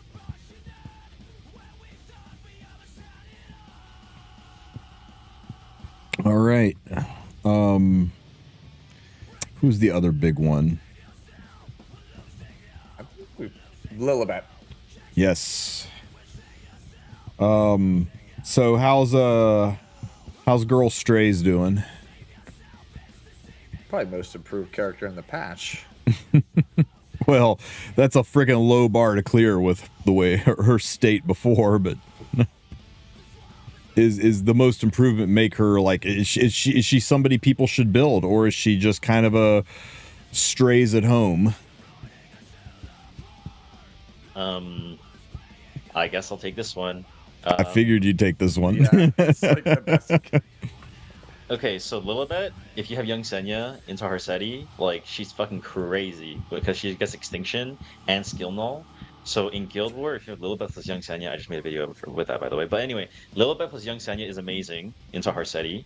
And I think if you're trying to pick Lilibet in RTA, it is a little bit hard to use because without attack buff, it does gutter her damage by quite a bit on the S3. So like unless you have a Benny Marutachi and Strike of Aspiration, it's hard to have both of them geared unless you're drafting an attack buffer with her. And honestly, there just isn't really that many good attack buffers at the moment. Like there's Conquer Lilius, but if you're not fast, it's not usable. You can get Rage from Sea Phantom Politis, but even then, it's like Sea Phantom Politis has a lot of problems to deal with as well. And so I feel like in RTA, it is really hard to draft her unless you're in like a Harseti format where everything, like the speed doesn't matter, it's slower matchup, and you can, put a lot of like, protection around her, then it's fine. But otherwise, it's pretty hard to play her in RTA. I think a lot of people in chat are saying she's absolutely busted for Banshee now. I mean, kind of who isn't? But yeah, if you're wanting to look for a one-shot Banshee, she's like number 12 on the list. Number 12 on the list. Oh, hell. Can do it, yeah. Yeah. Low-key, if you're farming Banshee over Rift, like, I have some Discord-only words, but, like, that's it. Was there anything else in the balance? Sorry, do you say again. Value Rift over... Wait, can you hear me? Yeah, I can hear it. Yeah. Do you still value Rift over Hunts? Because there's a period I went back. I've just been farming Hunts for like a year. I farmed Rift heavily, but I just like Epic Crafts. Being able to target what I want. I just can't get myself to farm Rift again. Do you notice that much of a difference in gear from the two? All right. I will... I guess I'll give my thoughts on this, Co. I am... Where I'm at, I'm not somebody who spends on every banner. So I value hunts when I am low on Reforge mats, and I still have characters that I want to get from like an upcoming banner. So like being able to get bookmarks, mystic medals, sky stones, while still also getting Reforge mats and getting, some gear on the side. That's when I go for hunts. But when I look and I go, oh yeah, dude, I got like 2,000 plus Reforge mats, then I go back to Rift. So I kind of bounce between the two. It kind of depends on if I'm low on Reforge mats. Like that's the primary thing for me that dictates what I'm farming. I think if you don't care, if you just like are like on a bajillion Reforge mats and you have every unit in the game, there's like no reason for you to not Rift. That's just my take. I pump my quick battles into the thing that I need Reforge mats to keep that handy. But if we're in a rotation where there's not a water expedition up to get your reforge mats there, and you really want counter and destro and all that kind of stuff, I think there's a world where you do farm Banshee just to get the reforge mats, because having a whole bunch of level 85 gear that you can't 90 sucks ass. Now it's a little bit easier to get at the get at these boxes here and get a shit ton that way, but still, even these start to run out. Gear wise though, it's significantly more and better gear from Rift, and Rift is gold positive. And by that I mean, you do Rift, you just get the gear. No fuss, no muss. You get the gear. The only gold you're going to spend on the gear is upgrading it. With Banshee, you get some gear, but the bulk of the gear comes from crafting, and you will spend millions of gold crafting those Banshee mats. So it's a lot more expensive gold-wise to get the gear. So it's significantly better gold-wise to farm Rift. It's substantially better, not as good as it is gold-wise, but substantially better stamina-wise to farm Rift. But speed, if you're trying to get as much Banshee gear as possible in a short amount of time, you're crushing 800 leafs into a buff event. Quantity over quantity, you will get a lot more gear farming Banshee, because you can do one Banshee run in 32 seconds. It's going to take you roughly a minute and a half to do a Rift run, and that's if you got a banger Rift team. So it just depends on really what you need. But yeah, I typically, when I'm trying to decide where to spend my 10 quick battles or 20 quick battles every day, I pull this page up and I go, yep, it's going to be Banshee, because I need those mats. It's been Wyvern for a while, but now I'm going back to Banshee. That's kind of what I let decide. Big time. So I just like being able to pick exactly what I'm aiming for. There's value in that, though. There's definitely value in that. Especially if you don't, if you just don't have a lot of stuff, right? Like you just don't have a lot of a set. Epic crafting for like left side pieces, like to target the set, just to get like a bankroll of them, just to get a bunch of stuff, and in that set is, can't understate that. Like it really does, I feel like, depend on where you are in the game. But when you have everything geared, it's more about, you have so much stuff that when you're farming Rift, you just get random stuff for random things. So if you upgrade, it might be an upgrade for something. Versus when I farm Hunt, I have 3 pieces left side that are, or we'll say right side, that are all 100 equipment score, 2 pieces that are 100, then I have one that's like 92. And I want that piece, or I'm trying to hit a certain stat threshold, I can aim for that. I just see a ton of value in it, but I was curious if anything had changed, because I don't want to build a new Rift team. I mean, there's a place for everything. I did a whole ass video about it. Search Tristen Wulf Farm if you want to find this video. And I slated everything. And the bottom line is that if all you care about is gear, then Rift is 100% the way to go. It is the best way to get the best gear. But if you care about things other than gear, you care about getting those mystic bookmarks, you care about getting some powder, you want to get crafting mats, you need to get reforge mats. Yeah, all that stuff. Hunt is a little bit better. So it's always about focusing on your maximum return on investment. Epic 7 is a game of resource management, and you got to look at what do I fucking need, and then decide where to farm to get that need fulfilled. And if your need right now is just gear, you're good on reforge mats, you got plenty of powder, you don't really care about bookmarks, whatever, Rift 100%. But yeah. Why farm Rift if you don't have any reforge mats? Do you feel differently, Vic? I don't know if like there's anything you want to contribute, because you said you think you're the one that opened the door. Yeah, I mean, I feel like Rift is just way better overall for getting gear, which you guys echoed a lot of points, right? Even Tristen covered the point I was going to mention, is that like if you don't have a super efficient Rift team and you're not trying to leave your fucking phone on for like an hour to complete Rift, like listen, I'm not trying to drain my phone battery while I'm out, like that's I'm not down to do that, so like for example, like my new account, my Rift team, it'll take me like, I don't know, maybe like 45 minutes just because the runs take so long. It's not like the Rift teams from before where Fenny was just clearing this shit so fast, right? Yeah. So if you're not someone that can play Epic 7 a lot every day and you're like, not on your computer the whole time or you're not working from home, I don't think running Rift is super, optimal for people who play like that. But in terms of just getting overall gear, it's way better just because I look at it from like my new account. I have such a more like well-rounded like account, and the starting buffs that you get on a new account or like the returning player stuff where you get like 30% more or whatever is just so much better for getting gear. And you get so many reforge boxes now from like the Epic Dash and like from just overall from like events in the game and whatever, where I feel like in expeditions obviously it just feels like you're able to, and Path of Air, sorry, actually, I got to mention that too, right? It's like there's just no reason to farm hunt at an early game, I feel like, and late game it's no brainer. Like we're just hunting for better gear, better gear, better gear. So Rift is just the overall winner. Now, I have heard this around the water cooler a few times. I want your guys' take on it. I've heard people say, "What if all I care about is speed gear? What if all I want is speed gear? I'm done saying I'm going to get better Destro gear. I don't care about him anymore. Where I'm hurting the most, what's holding me back is speed gear. And if I farm Rift, 25% of the gear that drops is going to be speed gear. But if I farm Wyvern, 33% of the gear that drops is going to be speed gear." Now, given the other sets from Rift, you get to handpick those sets, whereas with Wyvern, it's crit and hit set. But it's still a higher percentage of speed gear. Does that make maybe farming Wyvern better if you're laser focused on speed gear? That's why I do it. Yeah, for sure. Yeah, if you're gunning for like one like helmet, for example, to unlock like a 325 amid, for example, then yeah, for sure. Like just gunning Wyvern every day, nonstop epic crafting to get to roll for speed for just helmets, 100%.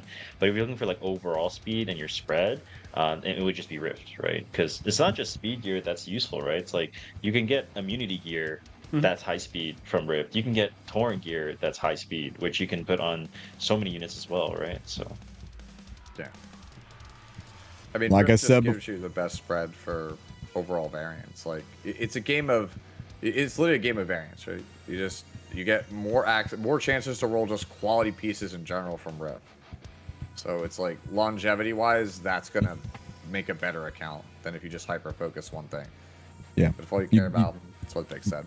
You got to ask yourself, is that what, roughly 8% higher volume of speed gear worth getting a whole bunch of crit and hit set gear to the exclusion of picking up immunity and Destro and torrent and all these secondary sets that are very important as well? And it all comes back to what I said before. Maximum return on investment. You know your account's needs better than anyone else. And if you feel that that's the way you need to farm to better your account, don't let anybody tell you different. Focus on the best return on investment. If you're not sure what it is, well, that's where you get with somebody who can help you with your account. Do some account reviews, do some coaching, and help you figure that out. But you know your account's needs better than someone else, and that's my take. All right. I think we should do a topic shift here. Let's talk about the exciting thing in the room that we haven't done yet, which is what do we think is going to be announced on Friday? All right. I think, Deity, you haven't spoken a ton lately, so what are you hoping for? What's your wish list for Friday? Like, what do you want? Like, if you could get anything, nothing is off the table. You could get whatever you want. What do you want? Like, what's your wish list look like? End of service. Oh shit. Oh. I set him up and he was go like, outside, play some golf. based. What would I want? Okay, we got Deity on the board with end of service. So I just don't know what they can do for because the true anniversary is coming. So I think free Moonlight Raz, and then they're gonna announce a new game. Blah blah blah. That's. I'll tell you what. Let's play this a little different. Everybody, let's just go around. Everybody say the one thing they think, is going to happen, or that you phrase it however you want. This is the thing I would want. This is the thing I think's going to happen. This is the thing that would be best for the game. Everybody pick one, and we'll just keep going around. Deity, You can pick one that's not EOS. Oh, it's already there. Send it. You want it? Okay. Over to Sue. Over to Sue. All right, I'm gonna take the one that's not gonna happen, but it's my #1 wish list: nerfs. Nerfs, huh? I mean, that's the just former in game general to designer start in me. like embracing nerfing, huh? That's the former game designer to me. Like, I already know, like, you hit a ceiling at some point. Designers are gonna burn out because they have to solve too many problems. You're juggling too many things, right? It just, by nerfing things, you lessen the burden of knowledge and just alleviate a lot of pressure and anxiety from your dev team, and it just makes the game run smoother. Like, if people can say, oh, I hate nerfs all you want, but like, you can't play your favorite unit anyway because they're just going to power creep it. If you don't let them nerf it, they will nerf it for you in the form of power creep. Vic? Let's buff OpSig. I'm down. Thoughts? Yeah, yes. Dude, they teased a buff for her back in January, bro. We're literally halfway through August. I think the most brutal thing was you would go into the Google Play Store to download the most recent version of Epic 7, and it's got the pictures, the in-game pictures, and the first picture says play powerful heroes, and it's a picture of OpSig. I'm like, damn. Oh. Maybe in lore. Do I give a real one now? I got mine, guys. I got mine. Only the Savable gear savable savable gear loadouts. How the fuck do you spell savable? There you go. Savable was right. Spacebar Char. Oh my god. Spacebar Char rated us for a change. What? Who we gonna raid into now? Yeah. Nah, dude, it's savable. You're getting gaslit by WordPad. Okay, so I want Spacebar. Thank you so much for the raid. I appreciate you. I want savable gear loadouts. This game is 7 years old. I have never played a gear-based gacha game that's been in existence this long. It took freaking Final Fantasy a year and a half to come out with savable gear loadouts. It's embarrassing and infuriating that we have to use third-party software and screenshots to keep track of where our shit is. So this I think is not only wanted but needed. Okay, do I give a real one? You get a for real one now, Deity. Okay, one is either Brightness or what we were talking about earlier with removal of charms and just having a gold upgrade and just remove gear unequipped. Because so many people say I quit Epic 7 because the gear removal cost ruins the game for people for some reason. Get rid of it, maybe they'll come back. And then get rid of the charms. It's just going to make the experience easier for everyone who already plays and people who may try to play. Those two things, I think, would have the biggest impact on free equipment. Yeah. There you go. Yeah, that Deity snuck in too, but to be fair, the EOS wasn't a fair one. So yeah, removal of charms is basically the way Etheria and Raid Shadow Legends runs their gear system. It definitely makes a huge impact on the gold economy. It will exacerbate the gold issues greatly if we remove charms, because it's not going to be just charms go and everything else stays the same. Gold costs will shoot through the roof to upgrade. So, but it is less currency to keep track of, and there is some sage in that. And free on equip would almost have to be a requirement if they do that, because I think at that point, I think free on equip would be pissing on a bonfire. We'd have to start coming up with ways to farm gold. The problem with new people getting into the game right now that want to take the game seriously is you run out of right side charms. Even with all the new things, the Dash Fest is helping right now, but when the Dash Fest doesn't exist, you run out of right side charms on a new account once you upgrade your first batch of things. So anyone who wants to get into Epic 7 to actually experience and continue to get better at PvP to try to start pushing up champ, they really can, unless they can spend money now on Skystones and buy them from the stupid shop, but and I guess the Conquest Point thing, I'd rather have the old system of ancient coins for that. I don't think the Conquest system is that much better. I think the new system sucks. I agree with you, DID. Like, it's so impossible if you're not a spender to upgrade. Like, I'm like basically borderline free to play at this point, and it's just like I can't upgrade anything unless I'm like, I have to start slamming Skystones into Arena to like get a steady stream. I haven't spent a penny on Epic 7 all year. I'm 8 months in. All right. Never done this before. I was trying to dodge around it, but yeah, I'm also been free to play all year. Nice. What else do we need, Sue? All right, I'm gonna take the one that nobody's gonna say. It's not very exciting, but because I want you guys to take the splasher ones. It's 2025. Why the hell is Spirit Altar like not open all the time? Like, why do I have to be like, oh, bro, it's Wednesday. I can only farm blue charms or runes or whatever. It makes no sense. It's so archaic and outdated. It's from like the school of like 2014 mobile game design. It's so bad. No game does this anymore. Just get rid of it. Like, just I should be able to just, oh, Spirit Altar, I need light runes. I'm just, I don't care that it's a Monday. I'm gonna get light runes now. Vic? I'd kind of like to see like more Abyss floors get added. Honestly, I feel like Abyss is kind of some like forgotten content that they haven't really like done anything. Just because like we can get like more rewards, like the heart of the floors means like potentially more mystics or more bookmarks or more leaves or whatever coming in. I feel like it'd be nice. Give a character. Also, yeah. Bro, ML Raz, floor 150. Let's go. Genius mode. We'll clear it all with Commander Lorena. Let's go. Love it. Love it. Okay.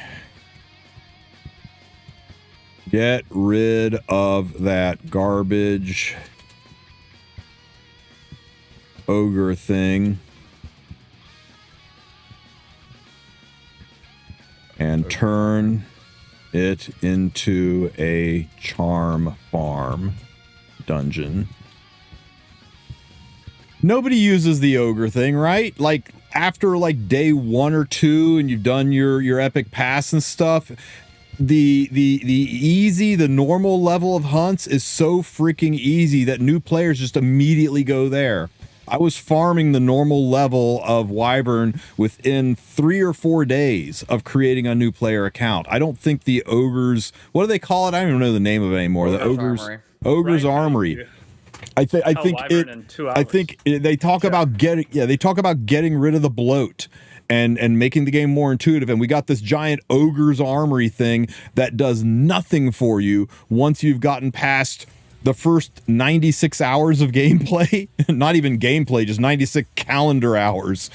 Yeah, 3 or 4 days in, you're farming normal Wyvern, normal Banshee. I think the ogre's armory serves zero purpose, and they need to revamp it to something that's useful. And right now, if they're not going to remove charms, they need to give us a new way to farm them, because they took away dispatch missions, they took away labyrinth, and yeah, they increased the amount that you get from arena, but it's not a lot. And right now, everybody that does constellations needs to not buy the gear. You don't do constellations for gear anymore, because that's the only place to get right side charms in any meaningful quantity. So you got to use all your currency to buy charms in Molagora there. Yep. So, and that's sad. Charm farm. They got rid of the original charm farm. Do you guys? Yeah, we had. I mean, yeah, Hall of Trials originally. The original Hall of Trials was a charm farm. And people complain. They're like, why would I farm this Hall of Trials game mode? All it does is give me charms. Make it something more interesting. And then they got rid of our only like good way to farm golden charms, and they never replaced it. Anyway, that's my take. Back to you, Mr. Deity. Well, for part of that, for the making gold to upgrade gear, just make right side gear cost more. Make next and they cost 5 million to fully upgrade versus the other piece costs 2.5. I don't know. There's got to be a simple solution that would make everything easier. Can you pass on me for a second? I was distracted. No worries. No worries. Sue? Collab? Oh. I stole it. I stole it. Oh, yeah, baby. You stole mine. Collaboration time. Now, not just a collab, right? What kind of a collab? Clorox bleach, right? That's what everybody keeps telling me they want is the collab. Dude, how could it not be? Everybody's like all excited about this. I'm like, guys, you're just gonna get your free Rukia, and the banners are just gonna be Ichigo and Aizen. Like that's how it is in every mobile game. And if it's not a free Rukia, you're getting a free Renji or a free Orihime. I'm gonna take a minute here, and I'm gonna throw out some wild conspiracy theories, guys. You're gonna think it sounds a little crazy, but I want you to hear me out, and I want you to tell me if I'm onto something or if I'm huffing some high-end copium, right? What we have last year, about this time last year, right? We had the 6th anniversary Dash event, and it was not like anything we have ever seen before. It was hype. It was crazy. It brought thousands of people in, and we were freaking living high on the hog. I mean, there were so many new players. It was crazy. It was wild. It was exciting. And then we rolled into January, and they started dropping some hints, started dropping some teasers, right? We started seeing a couple things that make us think something's coming. We've talked to a couple of people who aren't at Smilegate anymore that were assuring us that things are coming. Collabs are always in the work. Things are coming, at least 2.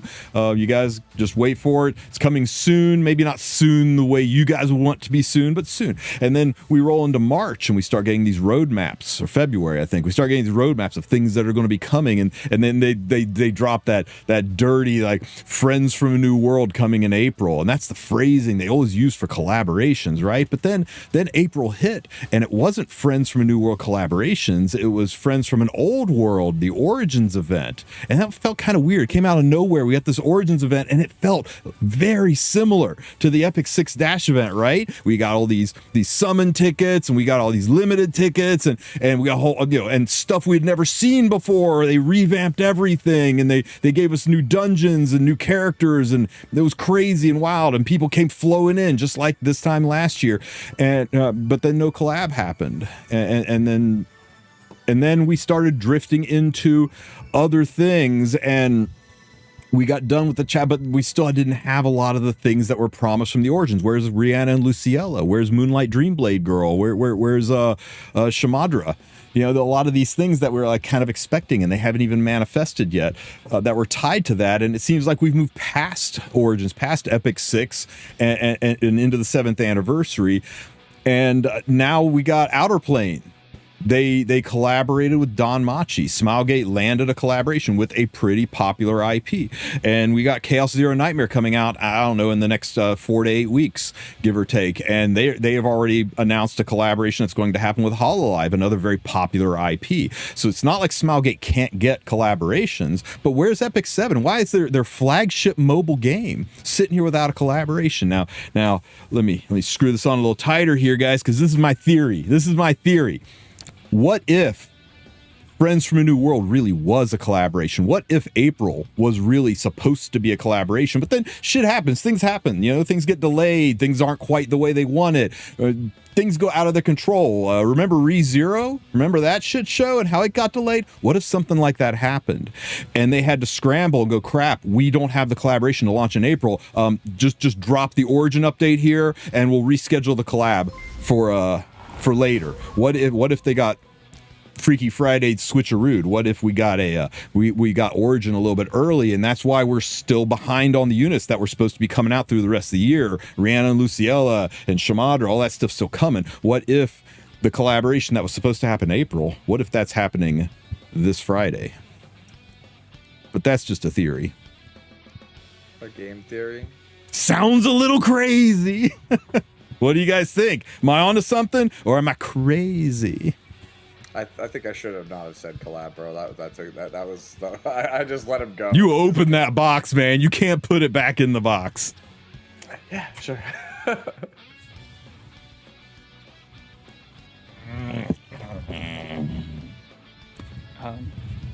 right, I think Vic's got next. What do you think? What are you picking, Vic? What's on your wish list? What am I picking? My wish list? Yeah. Guild War Tournament rewards announcement, $100K US for first place. Let's get it.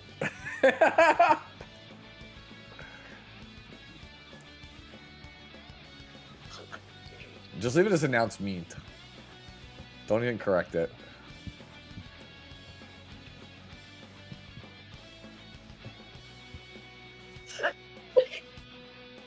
For each member. Easy.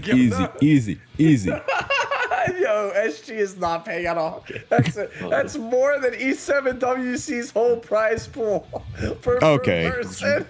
Okay, it's fine. There you go.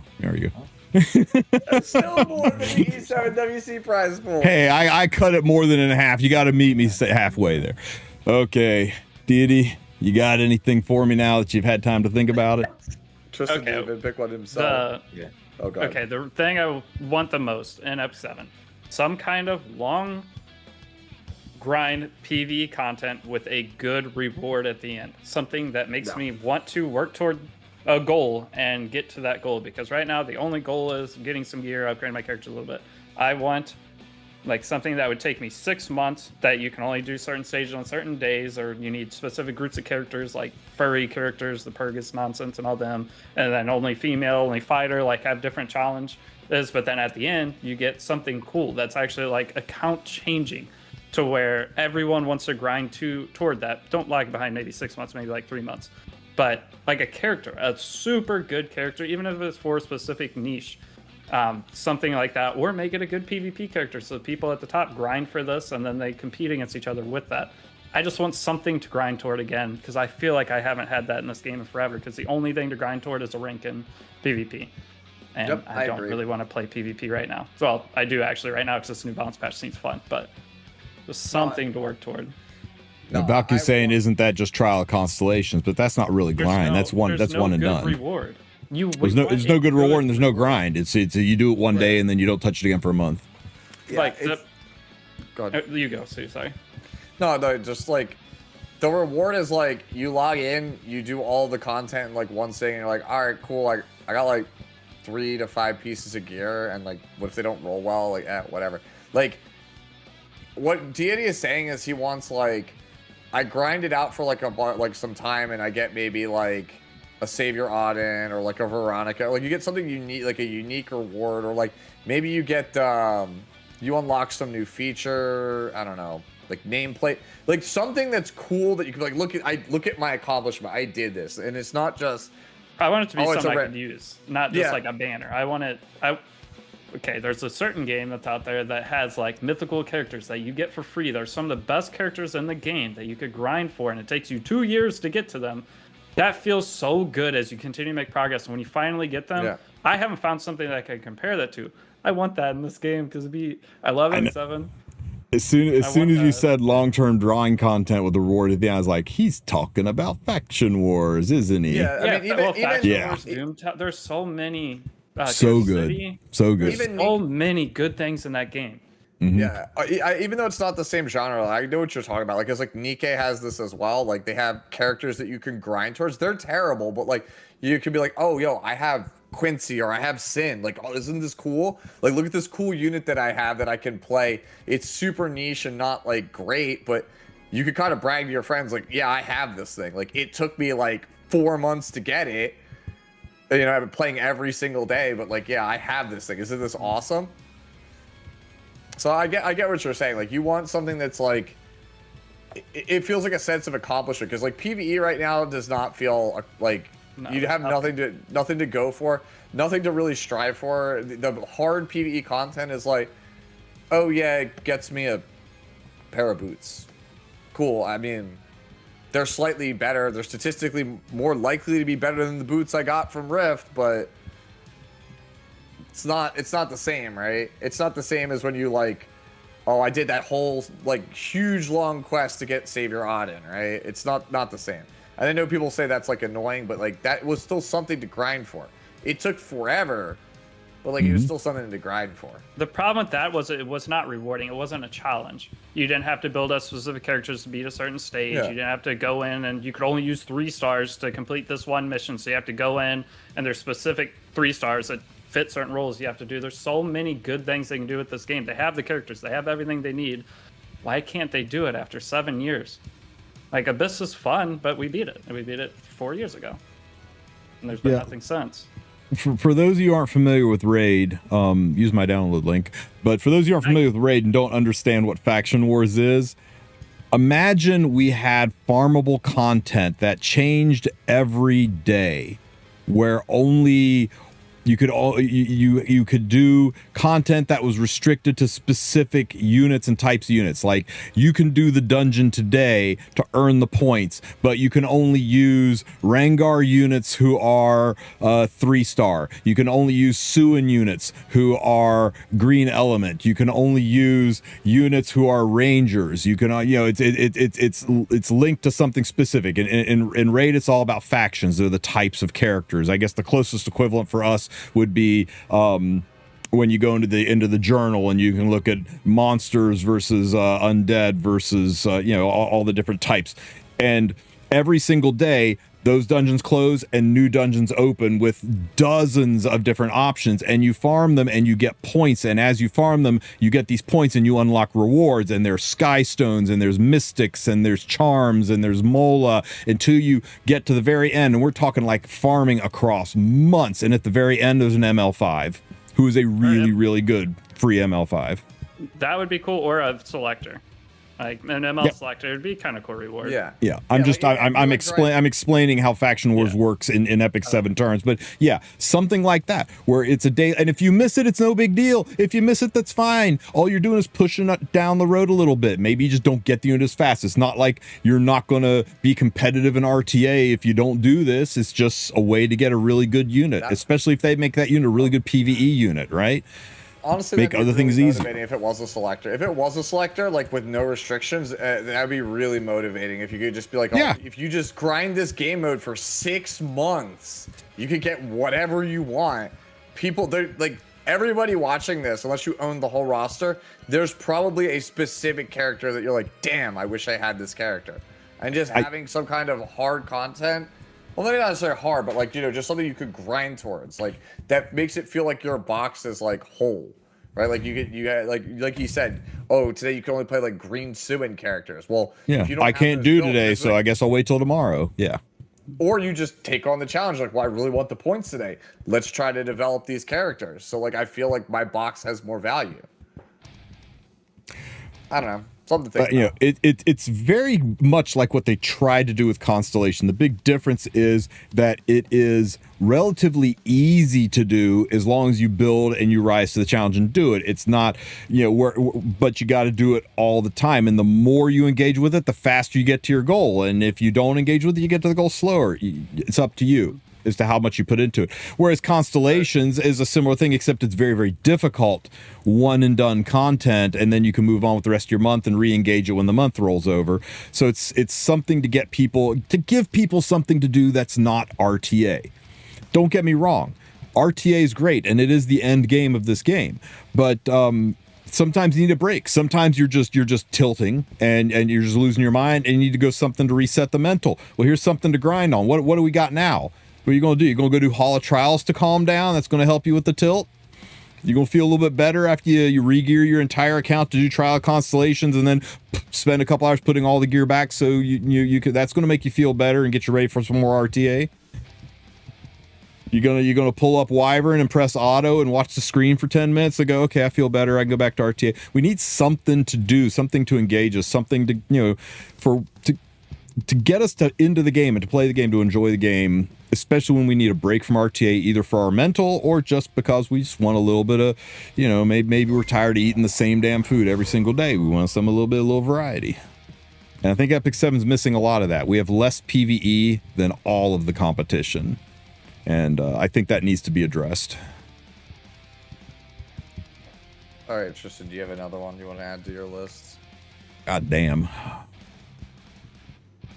I mean, we went on that tangent for a hot minute.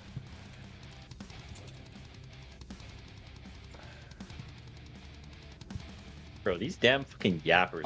These yappers about PvE, bro. Like, bruh, like I'm gonna go QRTA, man. Like, what the fuck? Like these go ahead. I'd like to see you try. The main game still needs to be RTA. It just would be nice to have some other reason to log in. Most of you guys, you're addicted to it. It's an addiction. I see it all the time. That's your whole life. Not you, but their whole life revolves around it. I was that way for a long time, but I don't want it anymore. I want to separate it. I want to play on days I want to play and do something else, but I still want to play Epic 7. Okay, add all the PVE stuff and like add an RTA shop, man. Because Mm. I'm gonna just Oh, say, please. I play a new game. Fuck it, I'm playing a Theory Restart literally right now, and like the RTA shop is so rewarding, man. Like It is. actually having meaningful rewards that you Y'all- can come from playing RTA while also learning and like the meta and building characters for RTA, and then you're also getting rewarded. Like imagine you can buy like reforged boxes, mod gems, pulls, or like right side charms from RTA shop. Like I feel like more people would be inclined to play the RTA mode. It doesn't even have to be RTA. It could even be like draft arena, right, where you can get the right side charms that everyone, new and mid and late game players, are struggling to get a lot of, right? So I think at very least, I'll put it in there, but I think at very least all forms of arena should pay conquest points. And redo the conquest point shop then. Yeah. or And then reduce the yeah, cost and of the charms, make the conquest points the RTA shop, and you can do arena and you can get your conquest points. You can do draft arena and you can get conquest points. You can do RTA and you can get the conquest points. Cap it if you want. Cap it if you want. I don't care. Daily cap, like you can only get so many points a day or only so many points a month, whatever. I don't care, but give people a reason to engage with it. And I think if you open it up to all three, you get rid of the people who cry about it. Oh, I'm brand new, I can't do RTA, I don't have Harsetti, so I can't win in regular. We'll just go do draft arena and get used to the systems, get used to how the units play, and learn the systems so that when you have the gear, you can do it. Oh, I don't like RTA. I tilt too easy. We'll go to regular arena. Oh, I hate regular arena. No way I'm fucking doing draft arena. RTA's for you, buddy. Let all of those pull in, and we've already got a shop in place. It's called the Conquest Shop, and we've already got a currency for it. It's called Conquest Points. It's not like they even have to add new currency, new bloat, new UIs, new nothing. All they have to do is put more things in the Conquest Point shop and let RTA earn through it. I think it's an elegant solution that rewards people for doing RTA. You get some points, you go in there, maybe put some Galaxy bookmarks in there, maybe put some selector tickets in there, maybe put some cosmetics in there. I don't care, but give us a reason. Nobody likes doing draft arena because there's no point. In regular arena, you get conquest points, you get sky stones at the end of every week. There's reasons to do it. RTA, well, that's how you walk into the bar and impress the women. You show them your RTA rank and they can't keep their hands off you. There's reasons to do those 2 modes, but there's no reason to do draft arena. So give people reasons to engage with this part of the game. Give people reasons to play the game so that they can earn some stuff for the shop. All right. Is there anything else you guys can think of?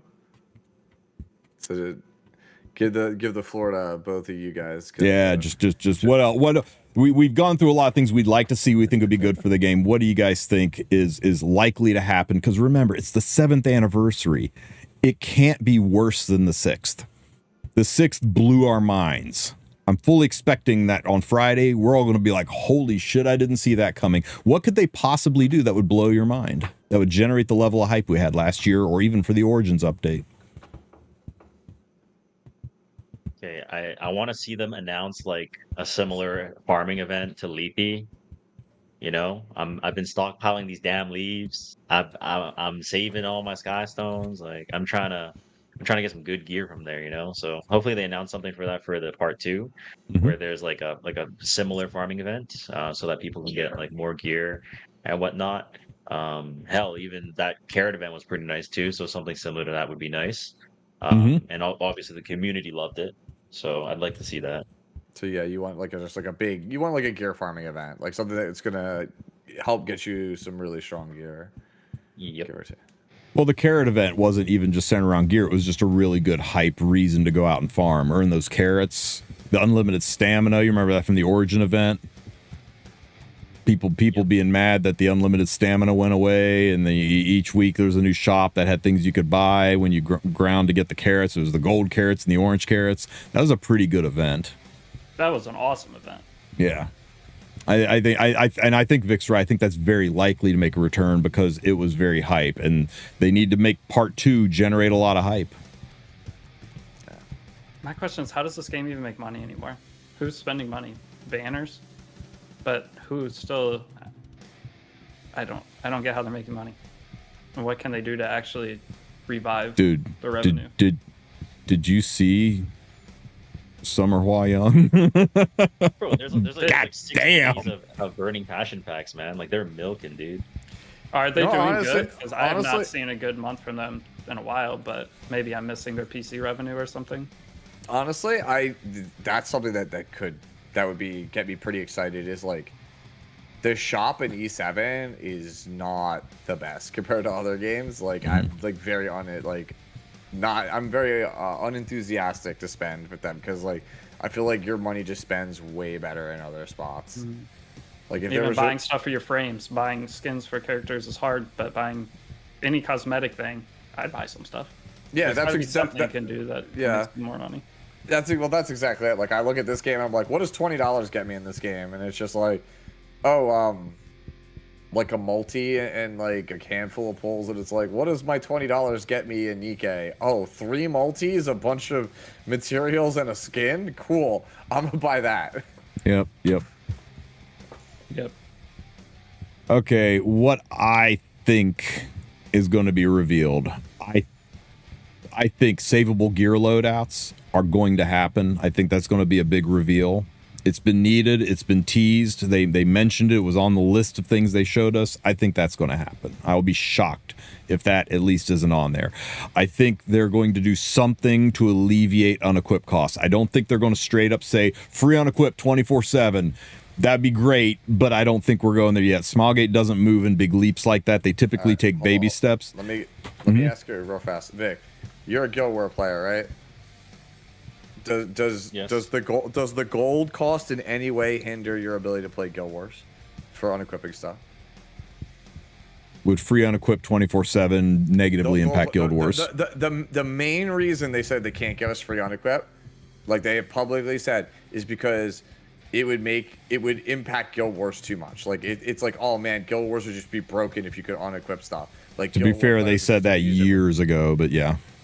Yeah, that's why I'm asking you the question. Like the primary reason why they said they can't do it is because if you could always just unequip stuff, Guild War players would just move gear around to actually like do Guild War offense to defeat towers. And I'm like, the best guilds could just win anyway without it. Like it does.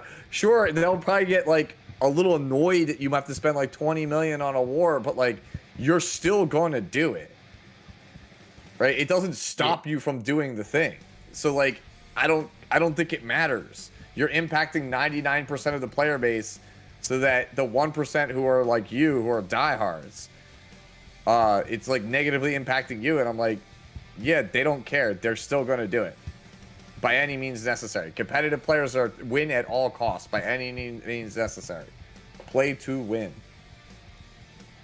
Yeah, I mean, last season when we finished rank 1 and it was super competitive, I was probably spending like 10 plus mil per week on Guild War.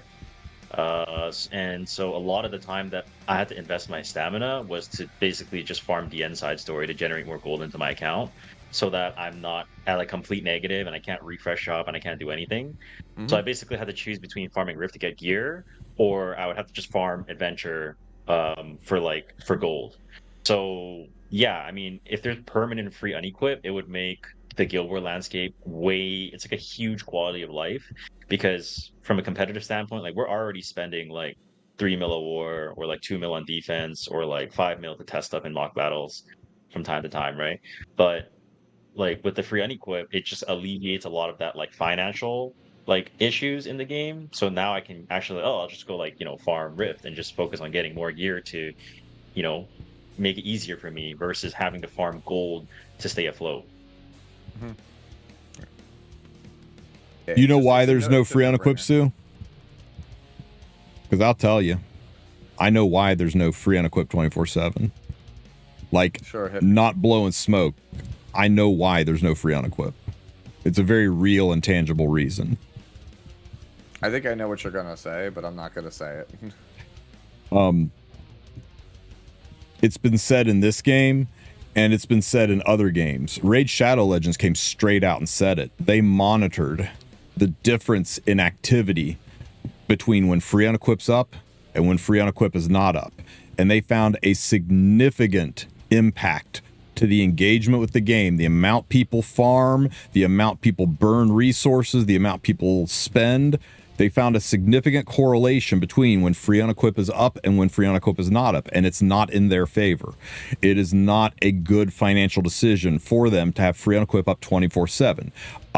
Raid and Epic 7 are not so different that I don't think that a similar dynamic exists. They have tested it dozens of times across many years. We've seen it. We've seen months of free unequip. We've seen free unequip just on weekends. We've seen free unequip not happen at all for an entire month except for that last weekend guaranteed. We've seen it back and forth, and we know that they're gathering the data and they're looking at it and seeing the impact on their game based on how much free unequip do we give and how does it impact it. They aren't just doing it randomly, like where we get it every week this month and only 1 week the next month. That's intentional. They're looking at things and seeing how it steps up. And the only reason we don't have it is they have found reasons that it's not good. Now, Raid got around this in a clever way, and I'm expecting with the announcement on Friday that we're going to get something similar. What Raid did is they said part of your daily login events, when you go to the Heart of Orbit, or sorry, your reputation bonuses, you collect that third thing, it is a 1 hour 10% gold booster ticket, right? Change that to be a 1 hour free unequipped ticket. Every day you can, at some point in time, click the button to collect it and activate 1 hour free unequip to do some quick spot changes to your account. And if you didn't get it all done, well, tomorrow. And that's the way they got around it. It's not so long that it's interrupting farming in Raid. It's not so long that it's interrupting the economy, but it's giving people ways to go, God damn, I just pulled Fire Litica. Time to put my best gear on her, but I guess I got to wait till the end of the month because I'm out of gold. No, pop that ticket, move the gear around. So I think we're going to see something similar to that, where we're going to have a 1 hour window, either through a ticket or through a system. We're going to be something where we're going to be able to.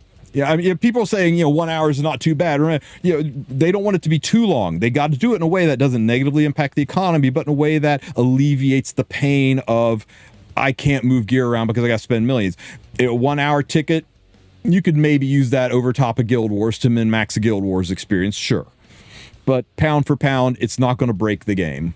And I fully expect we're going to see something in the vein of free unequip, whether it is just weekends are now guaranteed, or whether it's going to be a ticket system like what Raid does. They're going to address the unequipped system one way or another. That's my 2 cents. Remember, if they give us free unequipped 24/7, they're going to find a way to punish us for it. It's always give and take, right? It's always give and take. Yeah, we're putting in pity, but now the rates are 1% instead of 3%. There's always a give and take. So if they say we're getting rid of free unequip, expect for other things to become significantly more expensive to make gold matter. So yeah, that's what I think. I think we're going to see something with free unequip. And I think we're going to see savable gear loadouts. What do you think about my idea of just putting an unequipped scroll for 12 hours for like 150 or like 300 sky stones? So when people want to like re-gear a ton of shit, you just fucking buy it. Like, yeah, something like that. I feel like that's so fine. Good. That's basically the same thing I said, but just a different side of the coin, right? Yeah. I think that's another elegant way to satisfy it too. I've suggested that for like 5 years when we used to have like meetings and stuff with the community managers and all that. I've tried to get that ticket. I was like, I don't care if it's 500 sky stones for. Yeah, I think everyone's tried to do that at least. Oh yeah. Point. Like when you join the program, the first thing you try to do when you meet with the CMs is, hey, can you get rid of like the unequipped costs? I think it's like the number one thing. Everyone, all of them say it. Free stuff, but. Yeah, even Mr. Pokey, when he was like new to the game, he was like, "What's your number one complaint?" When we asked him on this podcast, he was like, "Why does this game have unequipped costs?" Mm-hmm. It was like literally it's a pre-pandemic mechanic. No modern games do that bullshit. So yeah, I'm expecting that. I'm legitimately no tinfoil hat here, I'm legitimately expecting the teaser for a collab. And I know we've been talking about for a while. I know a lot of people are ready to hang up the collab. Epic 7 doesn't do collabs anymore. We're moving on. But I mean, come on, guys. Smilegate has gotten collabs for a minor IP and for an IP that's not even released yet. You think they don't have one in their back pocket for their flagship IP, that they aren't just sandbagging to be part of a big announcement. I will be, my mind will be blown if we don't get some kind of a teaser that's coming. And of course, the next ML5. I don't think we'll see Rass's kit. I do think we will see Rass's animation. We'll learn a little bit about him. Is he a thief because of these extra turn changes, or is he just a unit that has extra turns? And the mentioning Butterfly Mandolin and RNL is just distraction. Plot twist. Yeah, I do think that we'll see some stuff, and then his kit will be announced like when the rotation makes it proper, right? Like 1 week before the Mystic goes away is typically when they announce the new ML5's kit. But I do think we'll see info on that. I do not think he will be free. I don't think the CEO of Smilegate's like, I don't need another gold-plated jet to fly around Korea, and let's just give him away for free. I think Deity's like, yeah, he's gonna be free. And I think, and I'm gonna say it, the thing. It's the 7th anniversary. There's going to be an ML selector ticket. Or free ML Raz. Or free ML, yeah. You know, honestly, at this point, because they unveiled that, like, Mercedes with the blindfold, I think Mercedes is the banner. I'm with Deity on this one. I think Raz is the free unit. I think he's a free unit for everybody to celebrate the 7th anniversary. How bad would it be if he's Ainzul Gone, though? What if he's free and he's trash? You're going to have two of the main characters of your game on your account. Right? Because isn't Raz already from the old world? How do they have two? But yeah, you got main character. Yeah, he's the main character, bro. They can't. Yeah, like can't charge you for him. Can't swing a cat without hitting a Mercedes, though. I think it'd be pretty cool. Also, I was gonna say the plot twist thing I was gonna say earlier. Dude, what if this is the twist? He's not a thief. He's not a knight. He's not a warrior. What if he's just a generic? You can play him on any artifact. That's what makes him unique. That'd be pretty cool. Oh, that's actually kind of sick. Yeah. He doesn't have a class. He can use everything. Yep. Why wasn't Rimuru that, by the way? Why wasn't that would have been pretty fun for Rimuru. Yeah, it would have been actually really sick for Rimuru. But yeah, no, I think for Raz, considering he's like, this is like his godlike state. Like, it's a god. He should be able to do. You know, he should be able to basically use whatever artifact. It'd be kind of cool. I liked I liked my meme idea of if Ras is killed before the rest of your team is killed, if he's killed early, then DJ comes down and resets the fight and brings everybody both sides back to life and starts the fight over again. What if when he dies, he just turns into Eros? Anyways, we've been yapping quite a bit. I don't know if there's anything else you guys want to talk about. Like, I think we basically hit every note. All I gotta say is I'm looking at this list, and if they gave us everything that's on this list, I would be like, damn, that's pretty cool. But none of it surprises me. None of it Origins blows my mind. None of it First Epic Pass blows my mind. And that's going to be a tall order to make it feel like a 7th anniversary for a game called Epic 7. I don't know. Well, they wasted it last year. Yeah. Well, we just have to put faith in them. Like I said, they had the CEO. I take it back. Deity's one would he would, that would blow my mind. What, end of service? End of service. we hope to thank you for playing Epic 7 for 7 years. We hope to see you in Counter. Yeah, hope to see you in CZN. That would be kind of crazy. That would make me go like, what? If that was actually what happened, bro, I've said it before. Like, E7 has fumbled pretty hard, but that would make me say, like, give it the title of the biggest fumble for a gacha, like, ever. Because it just never reached its true potential.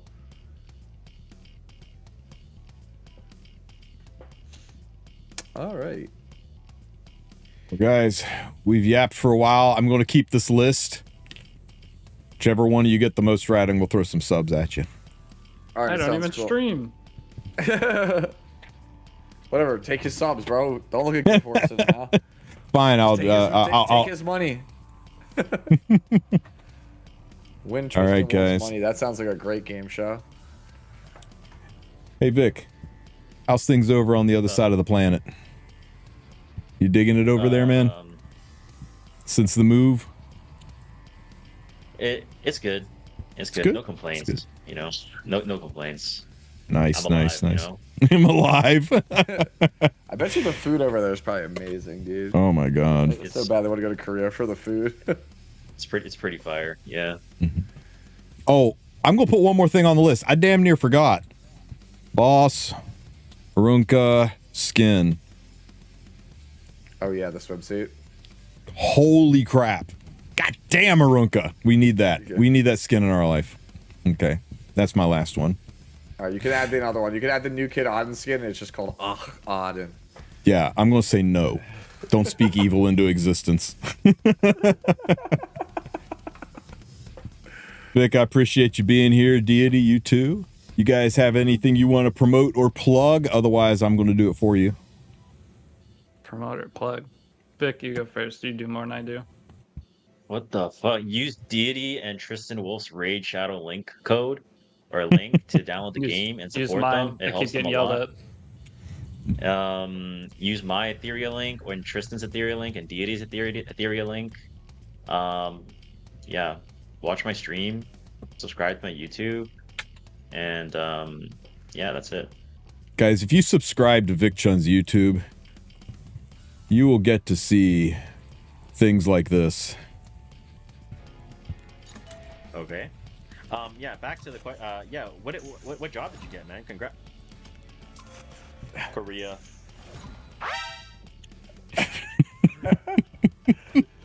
Dude, I watched Biako do that.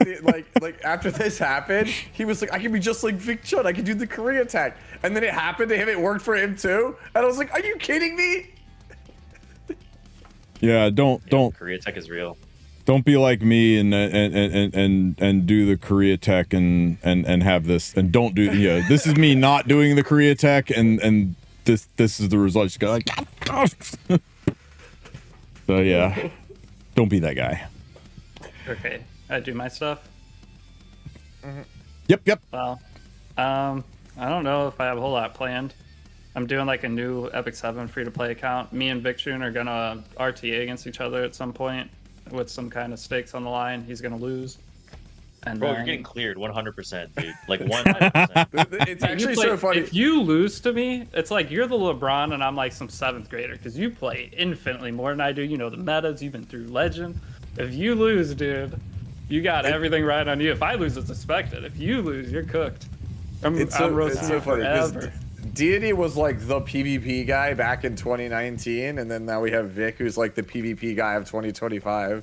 It's like, you know, it's like the strongest, like, you know, RTA player in history versus the strongest RTA player of today, kind of thing. I know, but Deity, like, you know, I was like around like Legend back then. I was top 120.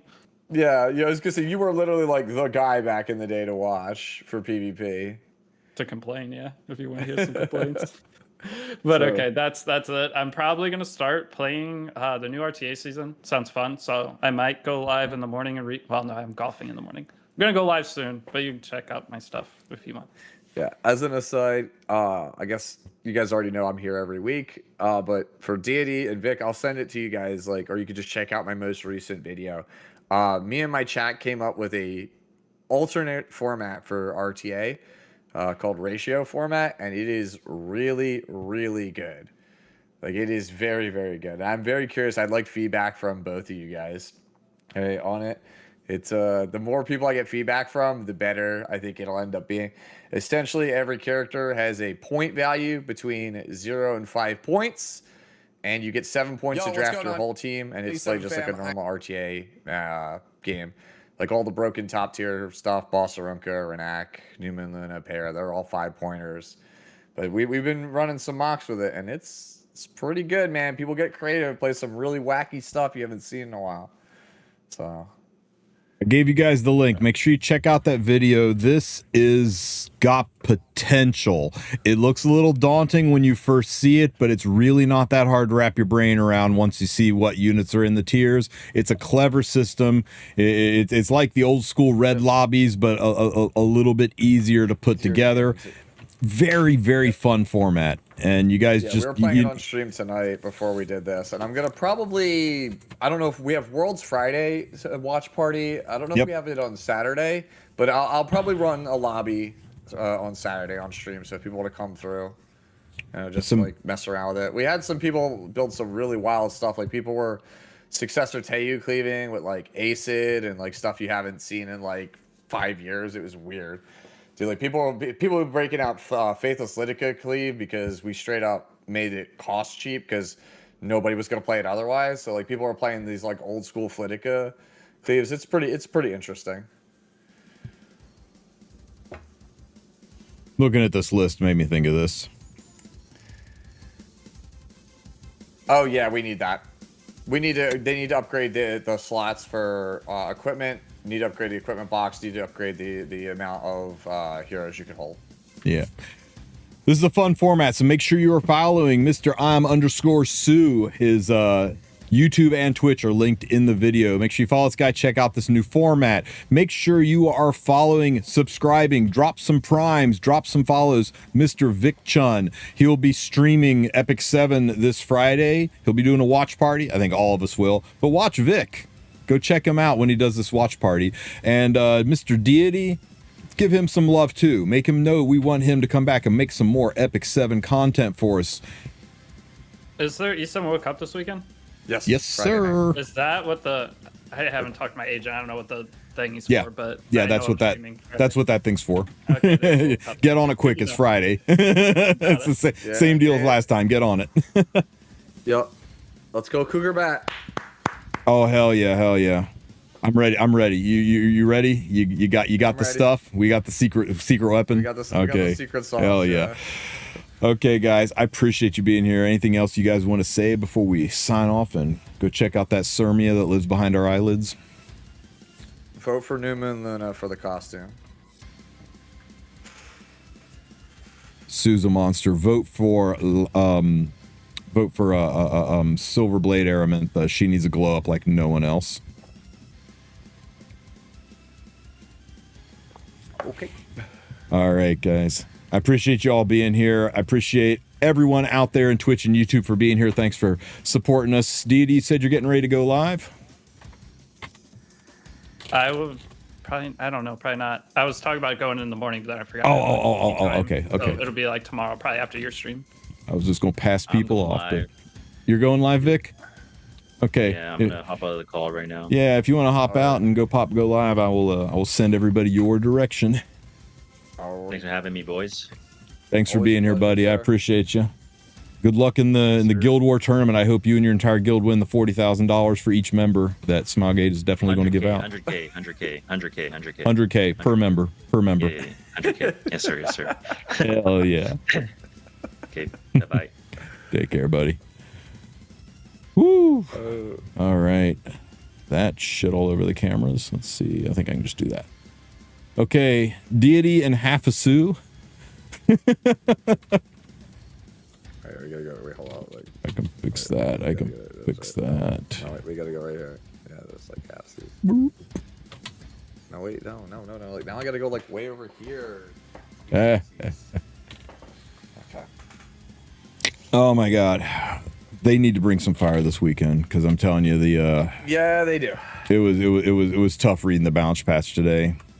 Just a lot of people complaining about scam banners and not much else, but yeah, every bounce patch. Huh? Yeah. Isn't that every patch? No, the bounce patch last week was pretty fire. I mean, I think this was the best bounce patch we have ever had. I think it's the second best behind the Mort one. The Mort one? That was a good maybe. But this one is very fun. Like the units, like even if they're not the best, they're just fun. It made them playable again. That's the exciting part. Yeah. Like you could play your old favorites. Speaking of favorites, what's the artifact name? It's a God damn it! This picture's gonna haunt me. It's this Cure All Magic Wand.